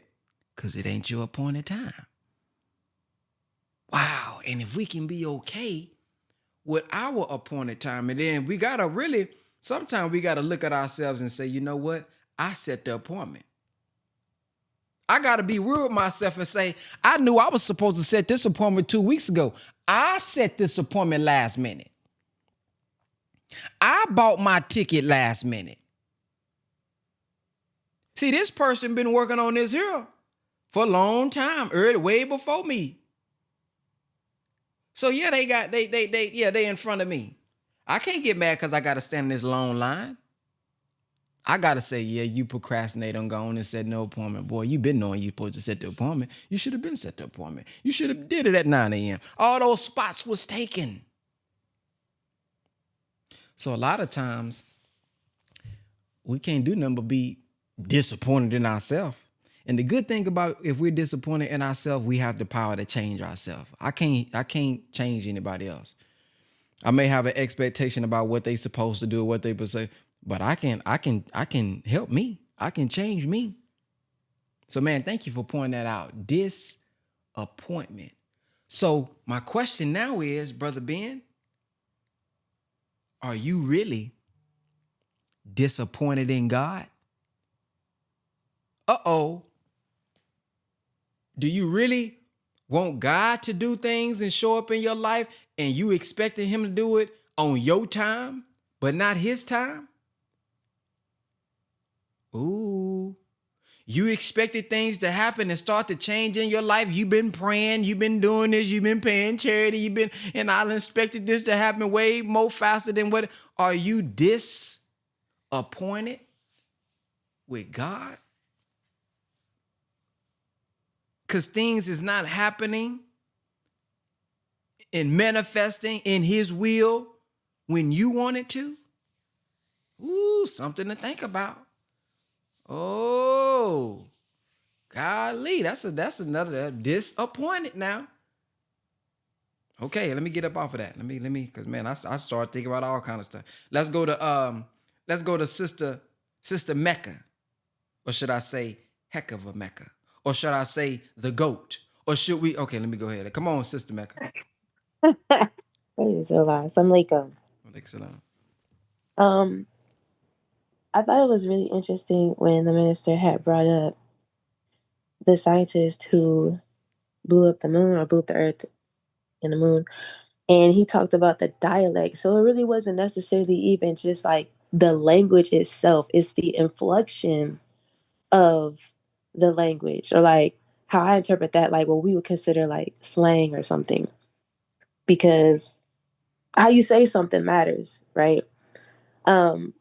But I thought that was interesting because it is so detailed. It's not just, oh, I speak English and you speak Chinese. No, it's I speak English, but you don't, your tone ain't the same as mine. And that's an issue. Like, and when he said disappointment, he talked about time, but it caused me to think about position. So when you're appointed as something, when you're appointed as someone, so to be disappointed, to not be given the position which you think you deserve, or to not be put in a position which you think you deserve, it can manifest really the devil within us. And it makes me think about Cain and Abel, how Cain thought that he was deserving of something, even though he may have put in the work to think that he deserved what Abel received. And like you said, are we really disappointed in ourselves, or are we disappointed in Allah? And then also Iblis, um, because he thought he didn't want to bow down to Adam because I'm better. I deserve to be bowed down to. And so it really manifests the ego and how we misproportion our own importance. And yeah, so that's just what it made me think about. And I know that I've definitely been in situations where it's like, no, I definitely think that I deserve that. Like, but you got to check yourself, because why don't they deserve it? Why do you think that you deserve something more than somebody else? And we want things so quickly. Like, this is a microwave dispensation of time. We want things to be done in the quickest way possible, cutting all corners. And you never know what it took somebody else to build something. We typically only see the outcome. It's like when you look at an iceberg, you only see the top, but you don't see all that ice that's holding the top up at the bottom.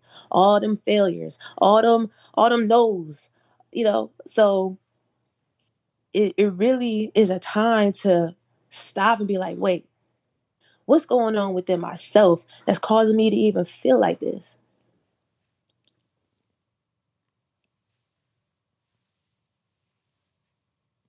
You went on mute.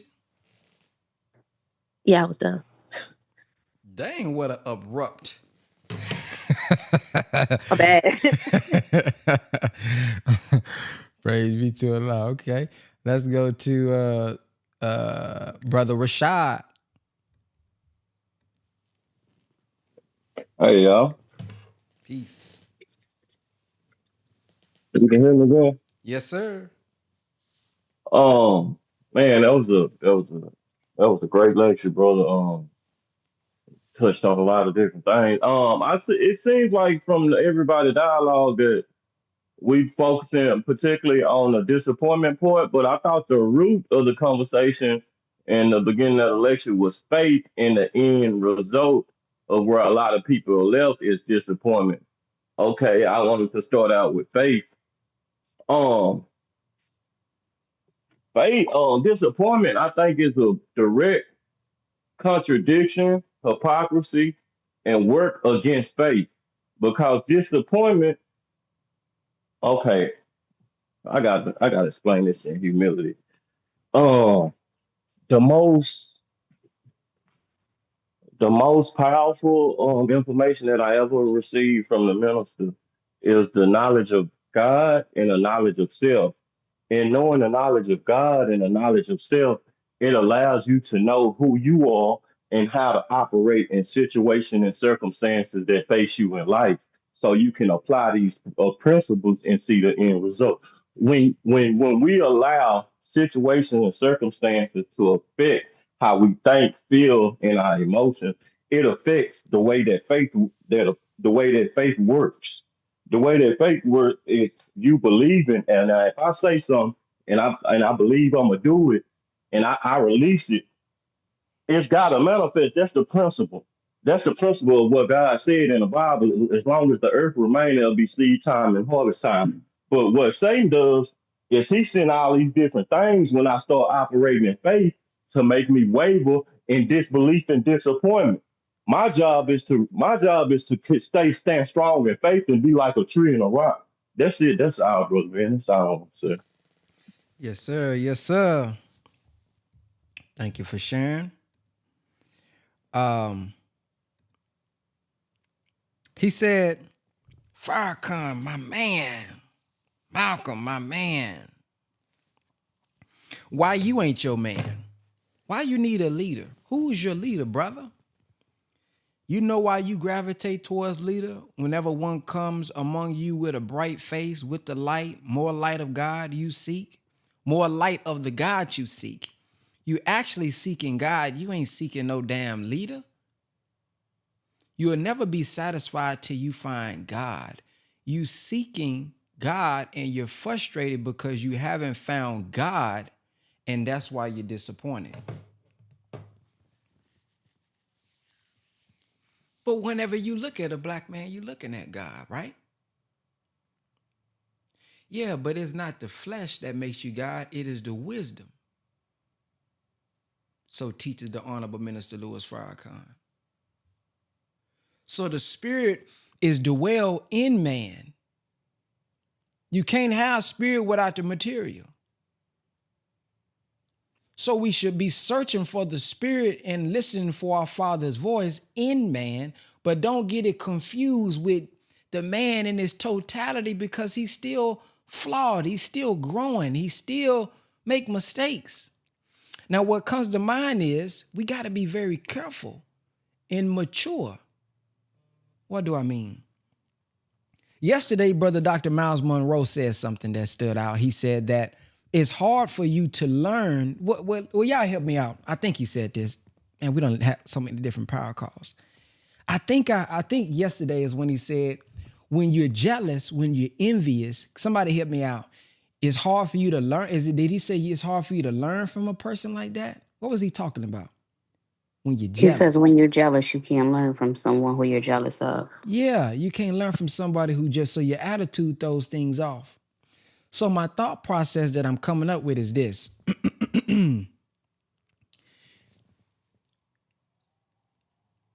Somebody could make a mistake.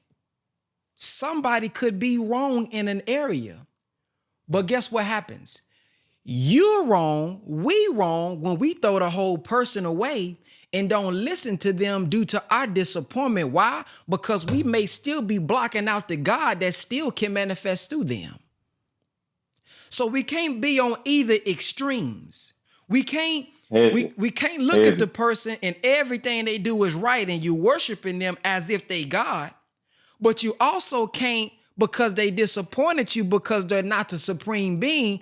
Now you don't even listen to the truth that comes from them because they not the supreme being. So you got to have balance and discernment and be able to take truth no matter who it's coming from.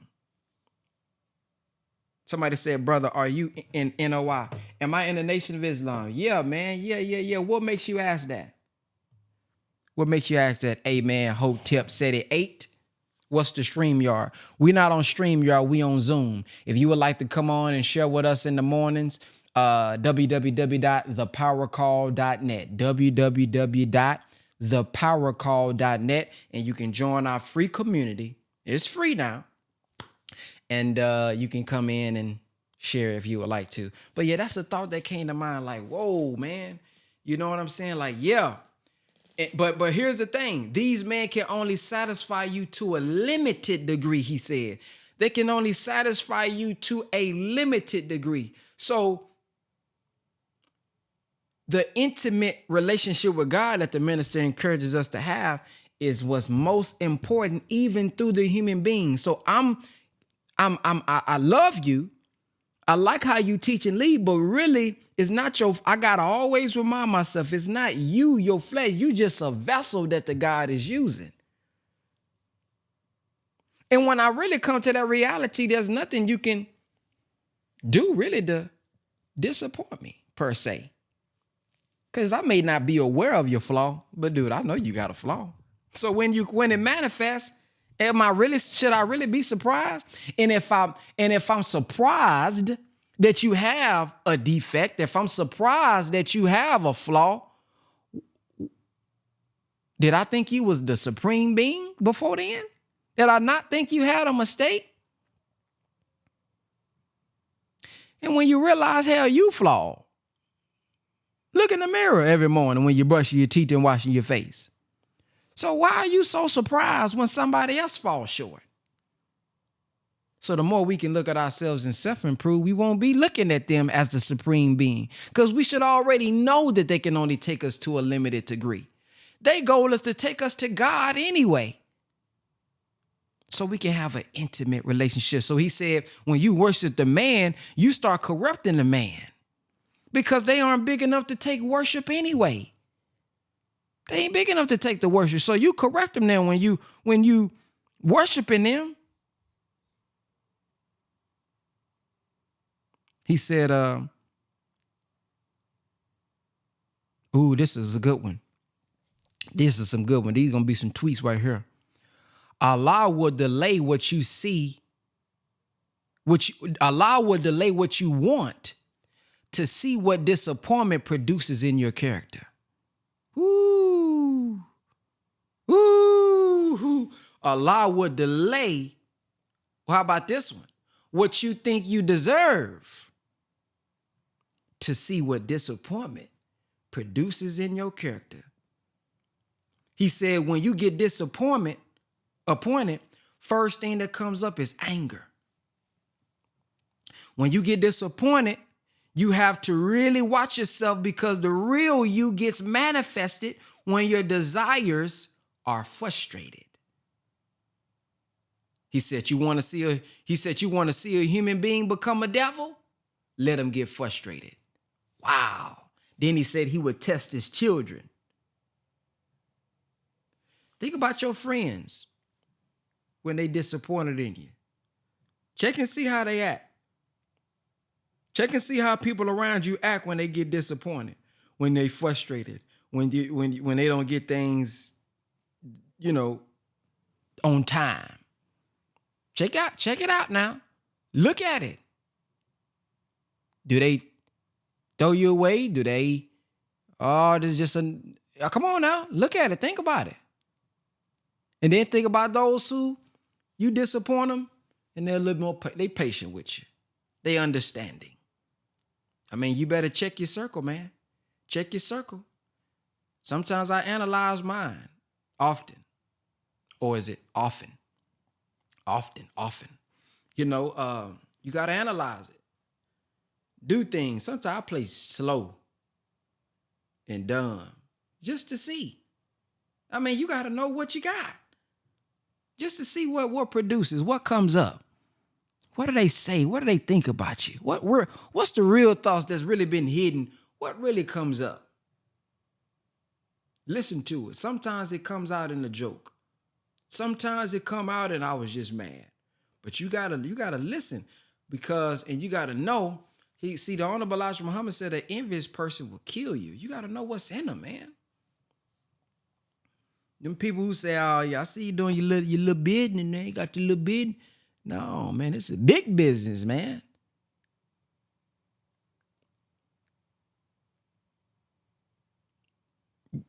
Yeah, I ain't gonna go there. But yeah, man, it's you just gotta be careful, man. You just never know. Think about people who done killed their fathers, their mothers, they so-called best friends. They done killed them, man. Over what? Disappointment. They done killed their baby mamas and the babies. Over what? Disappointment. Man. You never know how people handle their rage. And when they immature spiritually, yeah, I don't care how grown you is, how thick your mustache is. Yeah. But they still may be a child with handling the emotions and disappointment. And you never know what they'll do.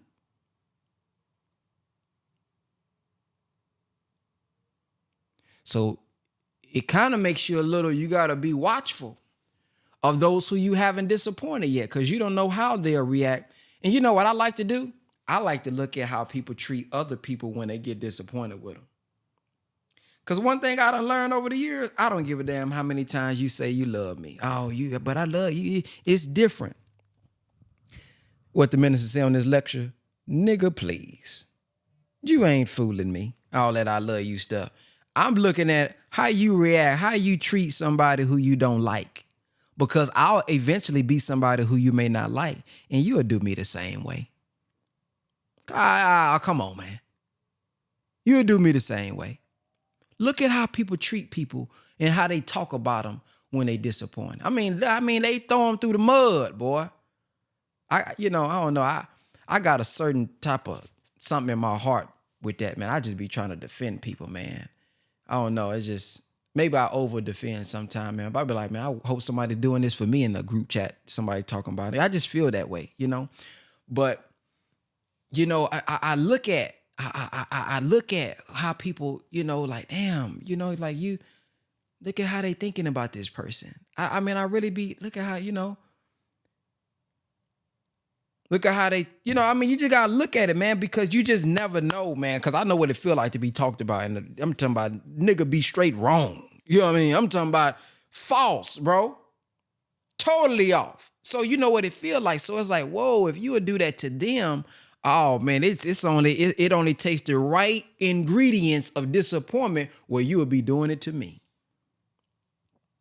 So be watchful, man. Watch those how they respond to other people that they get disappointed with, man. You just got to know what you got. And it don't mean cut them off.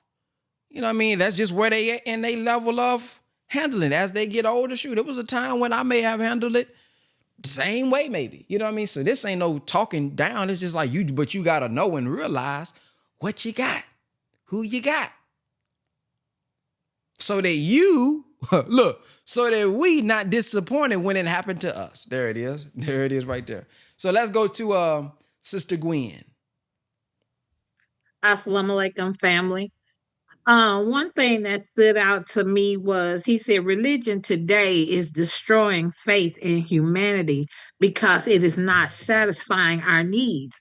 Religion has destroyed our faith, but when you are disappointed in someone, don't you still look for the humanity in that person? Because you would hope that that person would look for the same humanity in you, no matter what. I mean, other than murder or something like that, no matter what they've done, you still look for that humanity because it's already in your nature to have that humane thought for someone else. And when you mention about disappointing ourselves, about not reaching that goal, in one of your lectures for the digital real estate, you mentioned a pain point. And at some point, that pain point is not that strong. So if that pain point is not that strong, that means I don't really need it like that. Mm. You need it like that because your pain point is different from mine. I don't need it like that. I done paid, like you said, I done paid my little bills. So I ain't gonna do that right now. I ain't worried about that right now because I've been able to get that done. But that's how we are as human beings. And I've been disappointed in the church because, and I didn't realize until this very lecture that I had put one of the pastors up on a pedestal because of the teaching, not because of the man. Mm. And then the man disappointed me because what he was teaching and telling me not to do, he went and did. So my thing was, how can the shepherd lead the flock if the shepherd wrong? If the shepherd doing the same thing that he's telling me not to do, and what did the Honorable Elijah Muhammad say? What was done in the dark soon comes to light. And when it came to light, I was surprised. I was very surprised because, like I said, I'm looking at the man for the teaching. I'm looking at the minister for the teaching. Would I be disappointed if I find that the minister is only a man and he's doing what he's telling me not to do? That depends on my maturity. Assalamu alaikum. Walaikum salam. Some came to mind and said, that was God said that. That wasn't me. Hey, man, that was God saying that through me. That wasn't me. The nigga in me said, I wouldn't tell y'all do that. That was the guy. That was the guy telling y'all do that, boy. Ooh, look at this. Let's go to Sister Danica. Assalamu alaikum, family. This is actually my first time speaking, so I'm trying to be obedient to what you were saying earlier, Brother Ben. Come on. Yeah, so what came up is when you were talking about the doctor's office, right? So we get impatient sitting in the waiting room, not knowing what's going on behind the scenes, what God has going on behind the scenes. There could be a doctor, he been up for 18 hours. He tired, he exhausted. You know, you rushing to get back there, you may end up botched, not knowing that God had, a new doctor getting ready to come in. There was a shift change that was getting ready to happen at the doctor's office. But not only that, a shift change in your life. He's bringing in the right people to be really working on you and working with you in whatever it is that you're pursuing. And our impatience and our lack of faith and our disappointment leads us to rushing into something and then things not turn out the way that it's supposed to be. So, being patient. We're supposed to be waiting patiently through all of these things, with joy, with a knowledge and understanding that whatever is happening is going to be for our good anyway. If we're trusting in God's will and we really truly have the faith in the right place that it's supposed to be in. So that's what came up when you said that about the doctor's office. So that's all I had for today. Thank you, family. Yes, ma'am. Thank you. Sister Kenyatta again. Okay, I just wanted to jump on again. You said something, Brother Ben, that made me think about a little, more about what was said. I think you were talking about, like when people. I think you were saying something about like when people walk out or leave. Anyway, whatever you were saying, it made me think about time and season, right? And again, thinking of that time factor of disappointment and like that time piece. And I think back to a situation that I had to face with a really, really close friend of mine who got diagnosed with cancer. And now this sister was like healthy, and then all of a sudden she got diagnosed with cancer, and then in a matter of a year she was gone, right? And when I think about that, right, I was disappointed, and for a moment to be honest, I was disappointed in God, in the sense of I knew that this sister had struggled all her life, right? Always had struggles. And she always stood like firm, right? Like her whole life. And then to know, like to think, oh my goodness, like this sister was, her life had to end at that time, right? And I had to like really kind of check myself and make sure that I had the right response, um, and the right, and had to check my character and how I was thinking and how I was feeling, because though I didn't think that that was her time, right? Allah knows more than what I know. He knows best. And a lot of times, you know, I don't understand the purpose, but Allah can see the whole entire picture. I only see a little of the picture, right?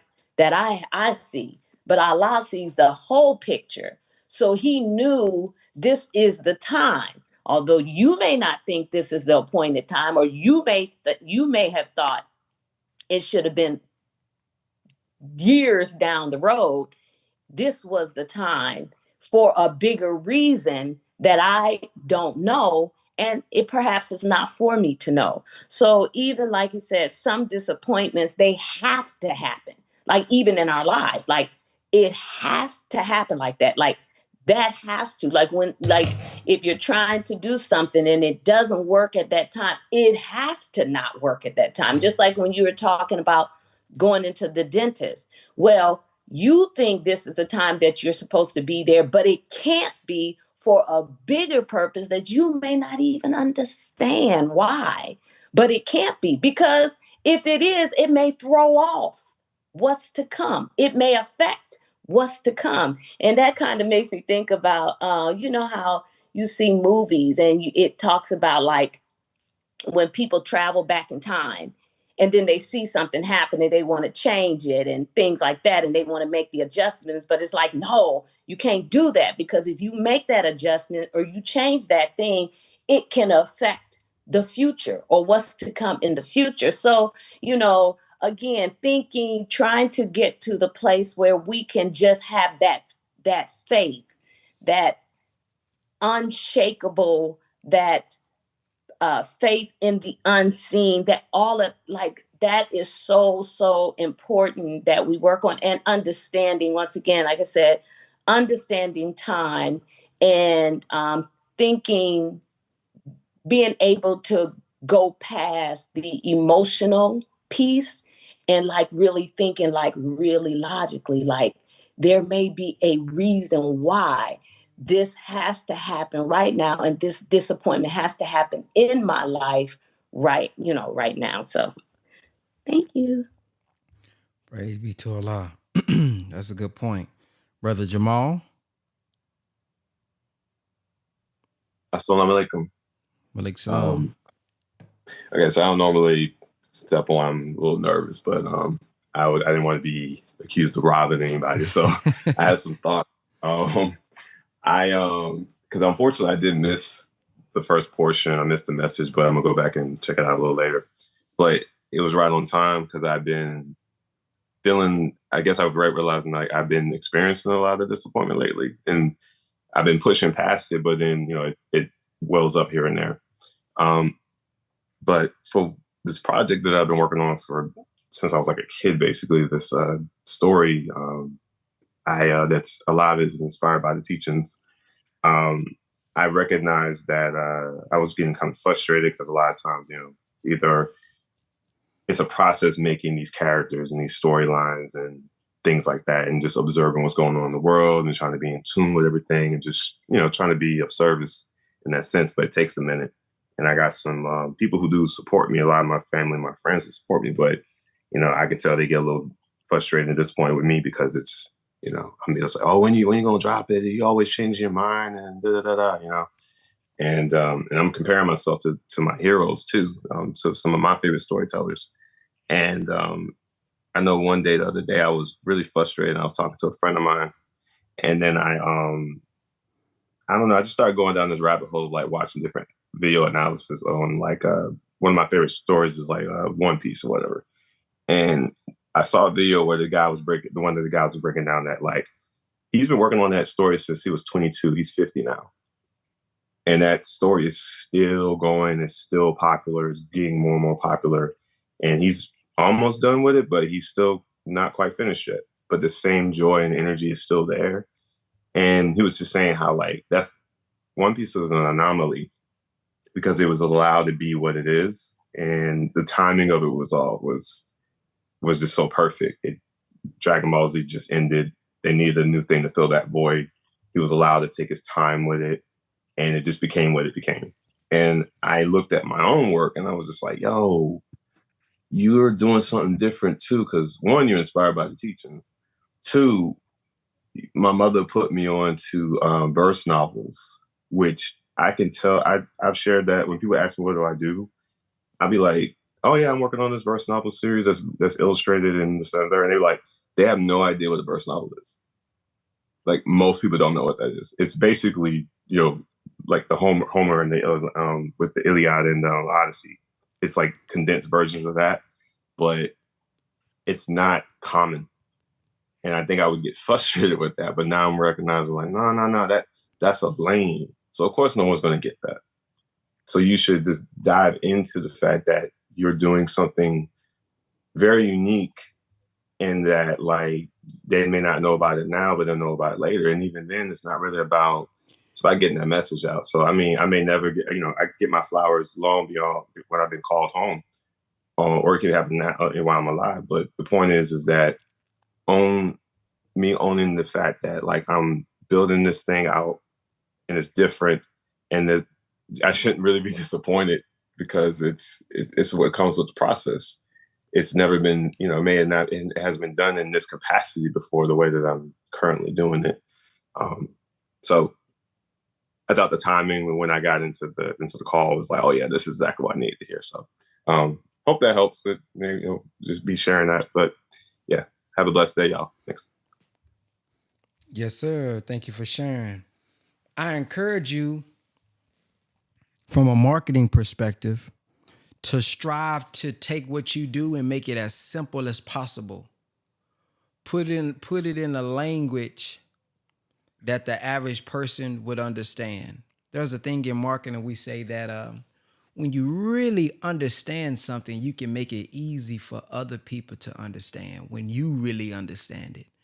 Good teachers are those who take complex things and make it simple versus taking simple things and make it complex. So in marketing, if you want to get that message out about what it is, strive to find analogies, different ways for you to explain it to where the average person says, oh, I get it. That makes sense. Or else we'll always be talking over our heads. I was looking at one of my mentors' videos yesterday. He spoke about that. Making things clear versus complicated. Making things clear, super duper simple. And it's easier for people to buy when it's clear versus a complicated or a confused mind don't buy. So strive to make it super clear as possible, really on a third grade language. They actually say when they do the study that the presidents who win are those who do the campaigns and make it and really do their speeches on a third grade level, third grade reading level. Because when you use the bigger words that people don't understand, they don't really comprehend the message. But those who use like super simple language, third grade reading level, are those who actually, win based on some studies that they've done. So just wanted to make sure I shared that. Let's go to Sister Fran.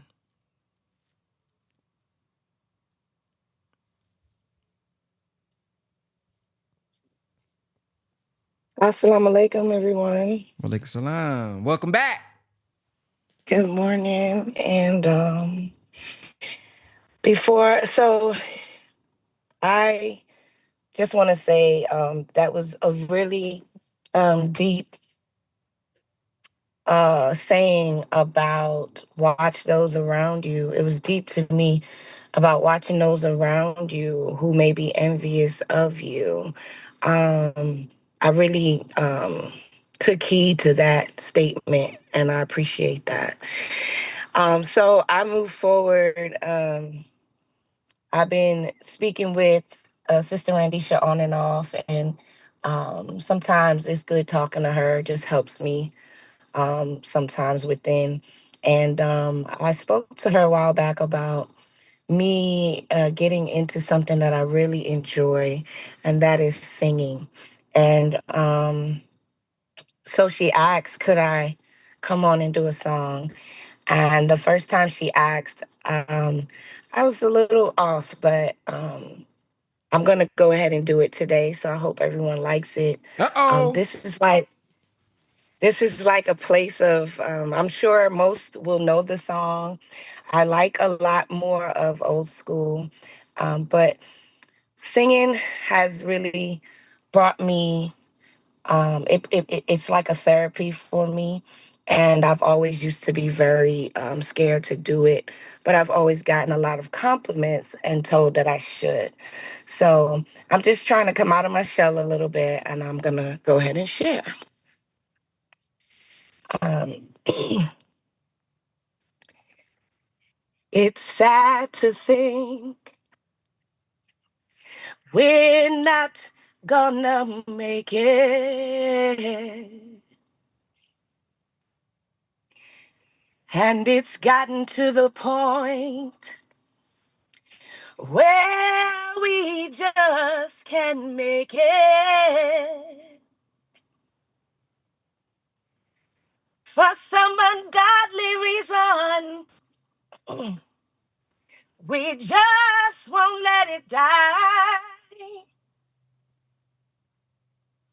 Because neither one of us wants to be the first to say goodbye. I keep wondering what I'm gonna do without you. Do without you. And I guess you must be wondering that same thing too. So we go on. I'm sorry, I'm just really nervous. Come on with it. You singing. Yeah. Oh. Is that it? It's not it, but I'm just shaking a lot, so maybe I could come back and do it another time. I'm sorry, but I figured today ain't no time but the present time, so just step out on faith and do it. But I'm just shaking. I'm in here shaking. You doing good. You doing good. You probably got people crying.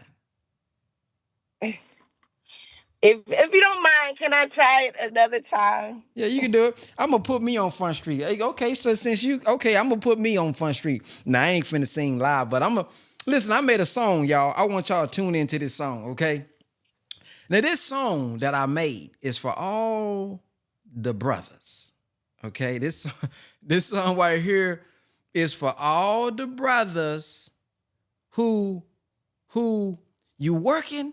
How many of y'all brothers in the comment section find yourself working hard, man, and the first of the month come and you just ain't got enough for the bills, man? Oh, you just like, I don't know what I'm gonna do, bro. I've been working hard. I was trying, man. I was striving to get it, man, but I just didn't get it, man. How many of y'all ever felt like that? I made a song for us, bro. Ooh, I made a song for us, man. Look at this song right here. Now check this song out. Now, I grew up in the 70s. You know, I grew up in a time where we listened to Marvin Seas, you know what I'm talking about, Johnny Taylor. I know you young brothers don't know nothing about that. But listen to this song. I kind of made it similar to my brothers. We used to do this back in the day. Listen. That's that Louis soul. You know, this song right here, man, really for all the brothers, man, who talk to us, brother. You got a lot of pressure on your shoulders, don't you? Man, and it's heavy. Oh, the rent is due. Hey, light bill due. Woo. Phone bill due. Insurance bill. Car notice due. Man, good God That's that Listen, Louis it's the soul. first of the month, and I still ain't got it. Hey, my rent is due, yeah, and I still ain't got it. My phone bill too, and I still ain't got it. Late bill due, yeah, and I still ain't got it. So look, so I came selling my product, just to make a little change and come up on the dollar. Hey, gotta take a little pain to rise up from the bottom to the top now. Hey, I ain't gonna give y'all too much, but listen, man, that's my song there, boy. Yeah, that's my song there, boy. Y'all don't know nothing about that right there, boy. So listen, man, you know when you sing, boy, when you sing, it brings something up out of you. Now, I wish I could really sing, though. I wish I could really, really sing. I mean, if God knew not to give me no voice, because I'd be harmonizing. As soon as Sister Mecca showed me how to put that auto-tune on my voice and have me singing good, oh, y'all gonna have a whole bunch of songs coming out of me. Y'all gonna have a bunch of songs coming out of me. I got one. I mean, I'm more of an A&R. You know, I come up with these different concepts and these different ideas, and I be wanting Sister Mecca to do it because she sing really good. Y'all want to hear a song I made by AI that I like? Look, listen to this song I did by AI. It was about the bean pie. Listen, now it's kind of Sister Mecca voice, okay, but you know, yeah, but it's AI. Listen to the song. This how I would sing if it was me. Listen. Warm it in the oven, take a bite inside. It's about the bean pie. One slice is never enough for me. Come on. Oh my. Hey. I'll eat it in the morning, noon or night, yeah. That's right. Had it once, now I'm eating it twice. Yeah. Look. My name is Becca, I eat it on a bike, yeah. I eat it on a bike. Touch my slice, we gonna have to fight. Oh, we gonna have to fight, baby. Come on, look. That bean pie. Come on, bean pie. Oh, that bean pie, oh yeah. That bean pie, oh, that bean pie, so divine. Hey, man, I need Sister Mecca to make that a real song for me, man. Woo! Don't that fire you up? I can't wait for Savior's Day to give me a good pie. Woo-hoo! I don't want those. I don't really like Supreme. I don't like the Chicago pie. I like them ones that. Woo! I'm talking about that graham cracker crust. Woo! I'm talking about that graham cracker crust that when it just break down when you eating it. Oh, I need one of them good bean pies, man. Good God Almighty! I'm finna play that one more time. This is music, man. Look at this. Look at this. We're gonna take it from the top. Woman in the oven, take a bite inside. Come on. Sister Fran that got me. Never enough for me. Sister Fran got me fired up. Talk about that bean pie. I'll eat it in the morning, noon or night, yeah. Yeah. Had it once, now I'm eating it twice. Yeah. My name is Becca, I eat it on a bike, yeah. Yeah, come on. But touch my slice, we gonna have to fight. Yeah. That bean pie. That bean pie, oh yeah. That bean pie, oh, that bean pie, so divine. Man, that give me don't that song give you chills, man? That song give me chills when I hear that, man. Ooh, I bet now engineer show me how to sing, show me how to edit my voice. Man, I'm gonna have so many creative songs, man. Good God Almighty. Come on, let's bring on Sister Fan. I'm pressing number 3. Come on back, Sister Fran. Ooh, boy, that song. You are so hilarious. So I wanted to come back and say, I did what we were just talking about, and I disappointed myself by not following through and finishing. Uh-oh. I followed through, but I'm sitting here and I'm thinking to myself, we were just talking about disappointment. And if I say I'm just going to step out and do it, I just need to do it. So if you would allow me to give it one more try, I would greatly appreciate it. Let's do it. Let's do it. Okay. It's sad to think we're not gonna make it.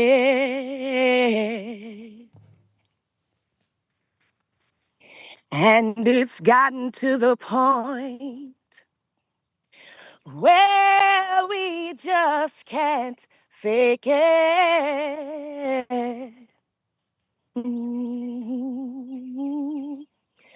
For some ungodly reason, we just won't let it die. Mm. I guess neither one of us wants to be the first to say goodbye. I keep wondering what I'm gonna do without you, do without you. And I guess you must be wondering that same thing too. So we go on together, living our life. Because neither one of us wants to be the first to say goodbye. I'll just stop right there. Woo! Everybody come off the mic and give her a black hand. Come on, Oh, come Sister on, Fran. yeah. That's right, Come Sister on, girl. Yes. Beautiful. Beautiful. Thank So you Wonderful. powerful. all. Thank Oh, That's you all. powerful. Go That's ahead. way more powerful than what you imagine. Beautiful. So, Beautiful. so that's awesome. Thank you And so I Woo. much. caught that you singing your own background. Come on, girl. I just needed a little music to go off on, and I didn't have any at the moment. So that's why I did that. Yeah. But thank you all for giving me the opportunity. Thank you, Sister Randisha, for the encouragement. Thank you all for listening. And I'm always glad to be here when I can. And yeah, I kind of had to try to redeem myself as we were talking about disappointment. Back to the message. Sometimes we do disappoint ourselves so much, and I'm learning in life that don't hold back. No matter how you think you did or what you think you did wrong, whether it's the singing or whatever situation it is, you get back up and you try again, regardless of what it is. So I'm trying to teach my children the same thing. But thank you all so much. Woo. Praise be to Allah. Right in front of us, man. She rose above emotions. She overcame the disappointment. She overcame the fear. Neither one of us. She got me wanting to say, I got to go find that song now. In my mind, is that the song that be like, neither one of us. I don't even know. I forgot what song that was. But it sounds familiar. I grew up with them. I grew up with Yeah, them. that's it. That's Yeah, it. yeah, I grew up with them back in I ain't, but it's Gladys been Knight so and them. long since we done grew up. Neither one of, yeah, Gladys Knight. Yeah, that's Sister Gladys. Yeah, Sister Gladys used to come over and man, we used to watch Little House on the Prairie sometime. Neither one of us. Neither one of us. Then we in the background. Neither one of us. Yeah. Come on, Brother Rashad. You singing for us next, Brother Rashad? Oh, you don't want to come out the mic now. I just wanted to see if you was alive in here tonight. I'm scared. I'm scared. Well, you pressed the number 3. I just want to commend the sister and give her some words of encouragement and let her know that I can hear her passion and her spirit and her brokenness and her voice is way more powerful than what she realized. And I want to encourage her in letting that thing out because it's way stronger than what she realized. Hey, come on, man. They had to give you some chills, don't it, man? Ooh-wee. Let's go to man. Power in there. Yeah. Let's go to sister. Now, I'm finna be disappointed. Now, don't be disappointed with me, sister, because I recognize that you told me how to say your name during Ramadan, and my mind has forgot. So it's either Shinema.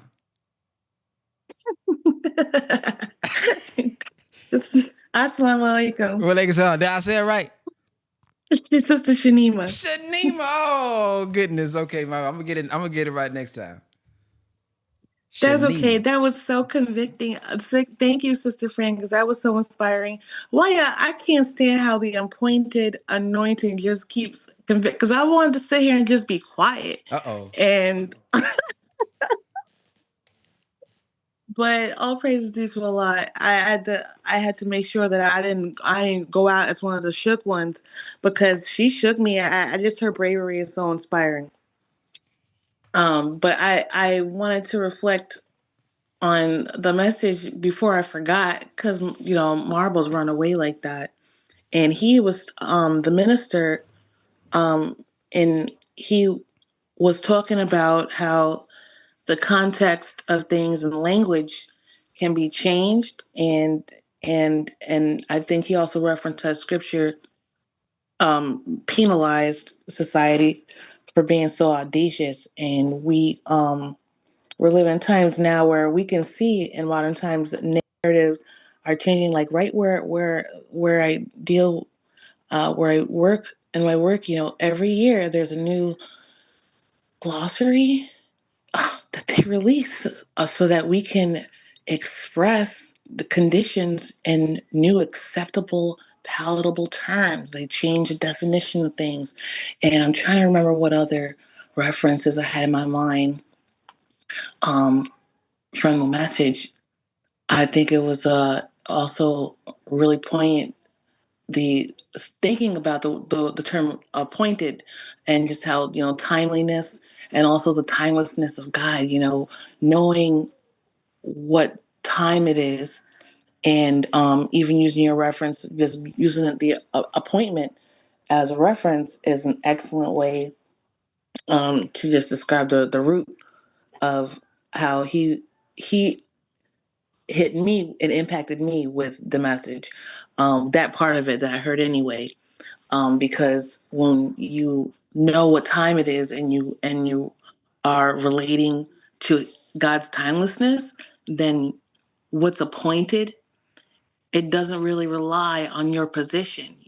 I think that we're learning that they make it a point. If someone has made a job out of getting up and undermining God's timeliness, undermining God, period, robbing God, just kind of deconstructing the whole construct of how he has given us what's appointed, and given us signs to know and reference his timing, even though it's none of our business, because he's God. But he gives us our business to let us know what time it is. And I think that it's funny that he said that.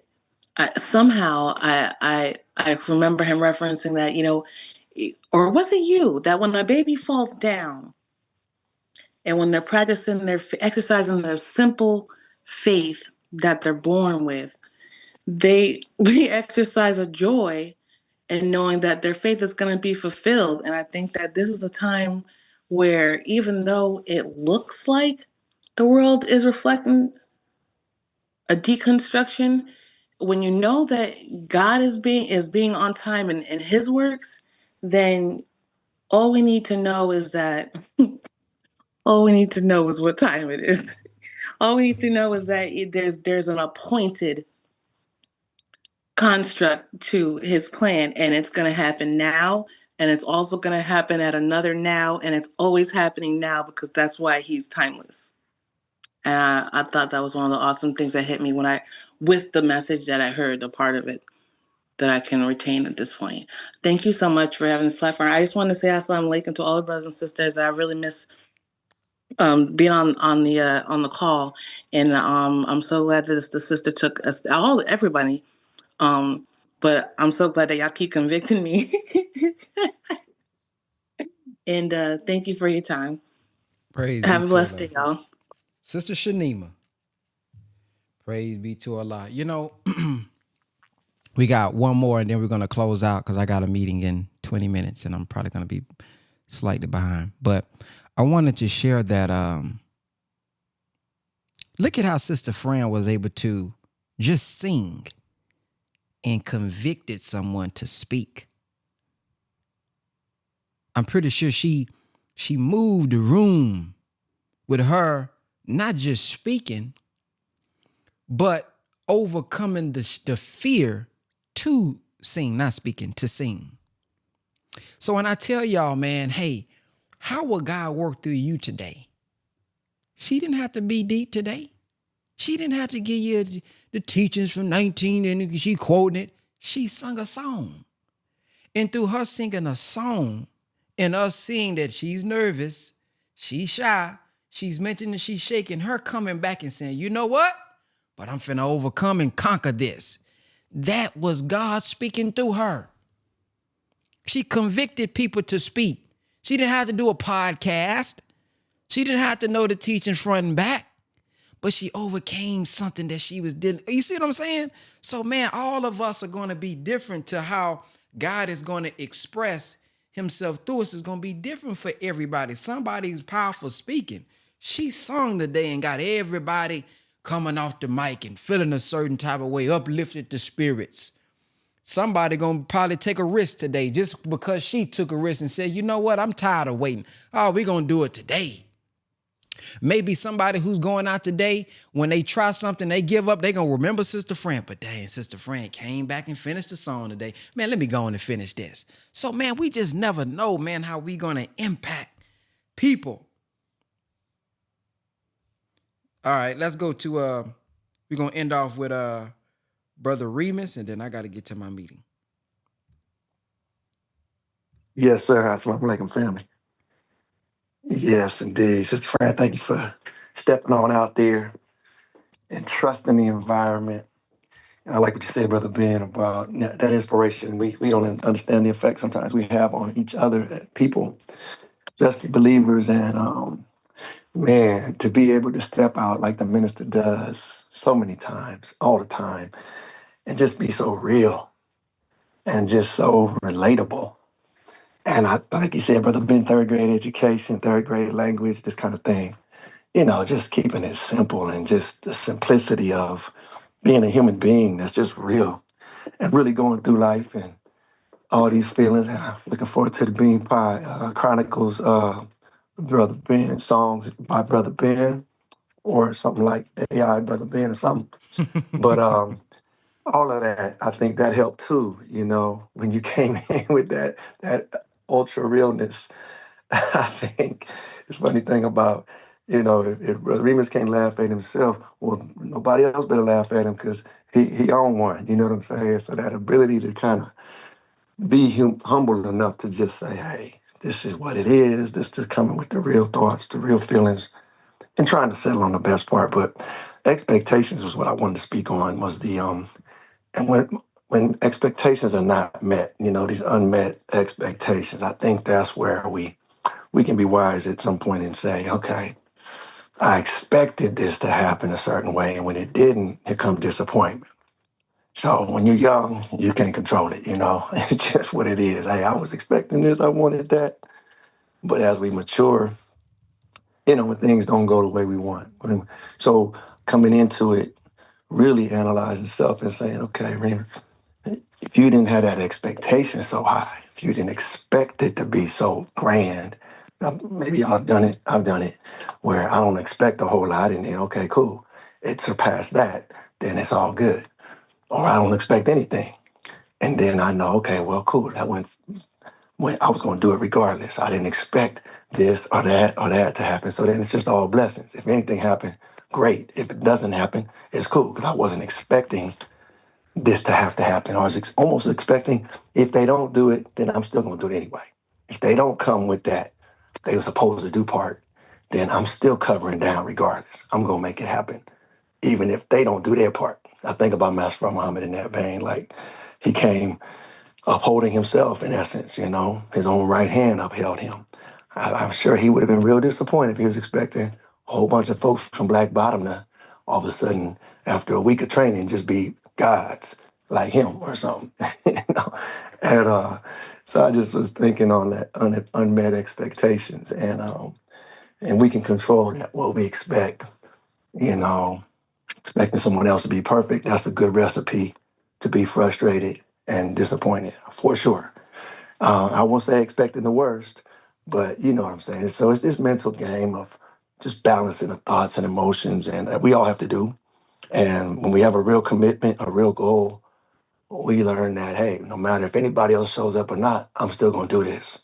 And, you know, that's a good, healthy place, because if not, oh man, one thing you can count on is change. And somebody may not do, probably not going to do what they said to do, but do you have a backup plan just in case? Do you have a contingency if the person that was supposed to bring the computer don't bring it and now everything is shut down? You know, so at the end of the day, taking responsibility so for our own thoughts and actions. But I appreciate you, man, and please put them songs out because if nothing else, we need some comedy hour amongst us. I appreciate you, bro. Praise be to Allah. Yeah, the album coming soon, y'all. The album is gonna be called The Vindication. So album is coming soon. We cooking. We got some songs that's in the works. Do I want to give y'all a little release? Do I want to leak a little song? Let me. Should I leak something? Should I give y'all leak it? Go ahead, leak it. Give y'all a little taste. Dude. Let me see what I wanna. No. Let me see. Somebody said play Betrayed. Y'all done heard Betrayed already. Let me see what I got here.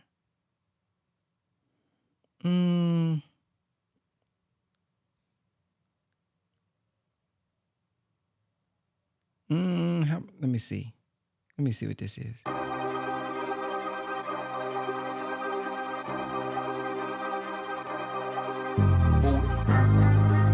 This me and Mecca song. It's coming soon. Coming soon.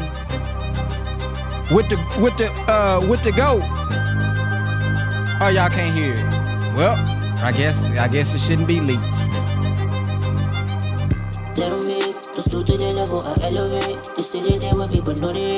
Y'all can't hear it? The people around me, we resonate. Even just look at the resume. Y'all can't hear it, huh? I know it's my time, you finna wait, yeah. Y'all probably can't hear it on Zoom. You finna wait, yeah. And everything, yeah. You gon' make a way, yeah. You finna wait, yeah. You finna wait, yeah. And everything, yeah. You gon' make a way, yeah. Bro told me to flow with it. Man, I'm about finna go get it. Ain't ready to. All right, that's all y'all get. We're going to end off. Somebody said, on my feet. Yeah, ain't too many people heard on my feet. Oh, yeah. Everybody get on your feet. Everybody get on your feet. Yeah, it's a new black man. Uh-oh. On the scene today.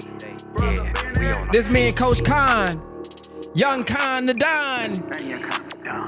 Yeah, I'm on my feet. I'm no longer on the couch with my drink. Yeah. I'm finna get it, man. I gotta think. Man, I'm on my feet. My bank account strong, it ain't weak. Investing now, my family gotta eat. Yeah, I'm on my feet.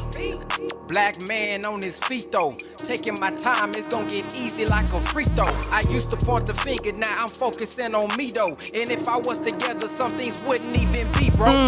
Yeah. So I'm learning and I'm earning. I'm building and destroying, so I'm flying and I'm burning. Protective of my spirit, so I'm trying my discernment. And I'm taming all these feelings while my mind steady turning. Yeah. Who's that, man? That's the black man. I remember when we got to the back, man. I recall when they got us on crack, man. Now savior of the people like Batman. Master Farrakhan done came. People done rose, ain't lame. Elijah came, did the same. Had to remold the brain. Farrakhan raised the dead. Knowledge it changed the head. All from just what he said. All from just what we read. Wisdom enhanced my mind. Knowledge inspired my grind. Do for some money is mine. Lucifer checked in line. For all the babies that need a man. Brother For all the Rashad, women that don't know what a I need to man get looks you on the like, remix, I'll Brother tell about a Rashad. man.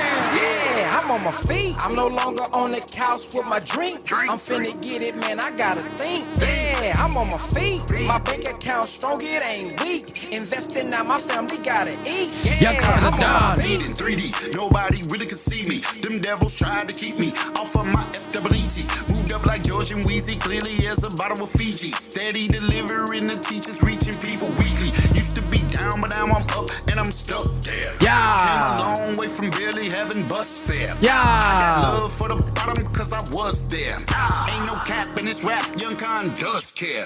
See, I don't judge, back down to budge. I'm on my feet, but I remember how it was. Yeah. In God I trust. Now I'm the plug for anybody feeling like they not enough.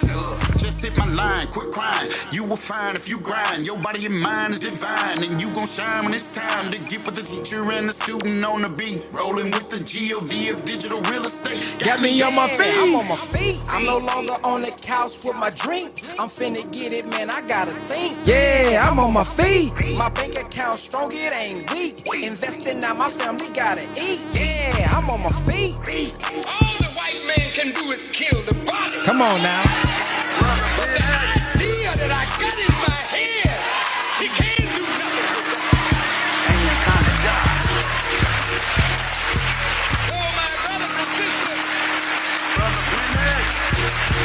So my brothers and sisters, fear not. Black man, stand up. You're a glorious black man. Come on back to be your glorious self. Don't look to the white man to feed you and clothe you and shelter you. In your prayer you say, Lord, give us this day our daily bread. Come on, black man. Come back to God. Come on, black man. And let God make man all over again. Woo! Assalamu alaikum. Is Brother Ben here? Brother Ben.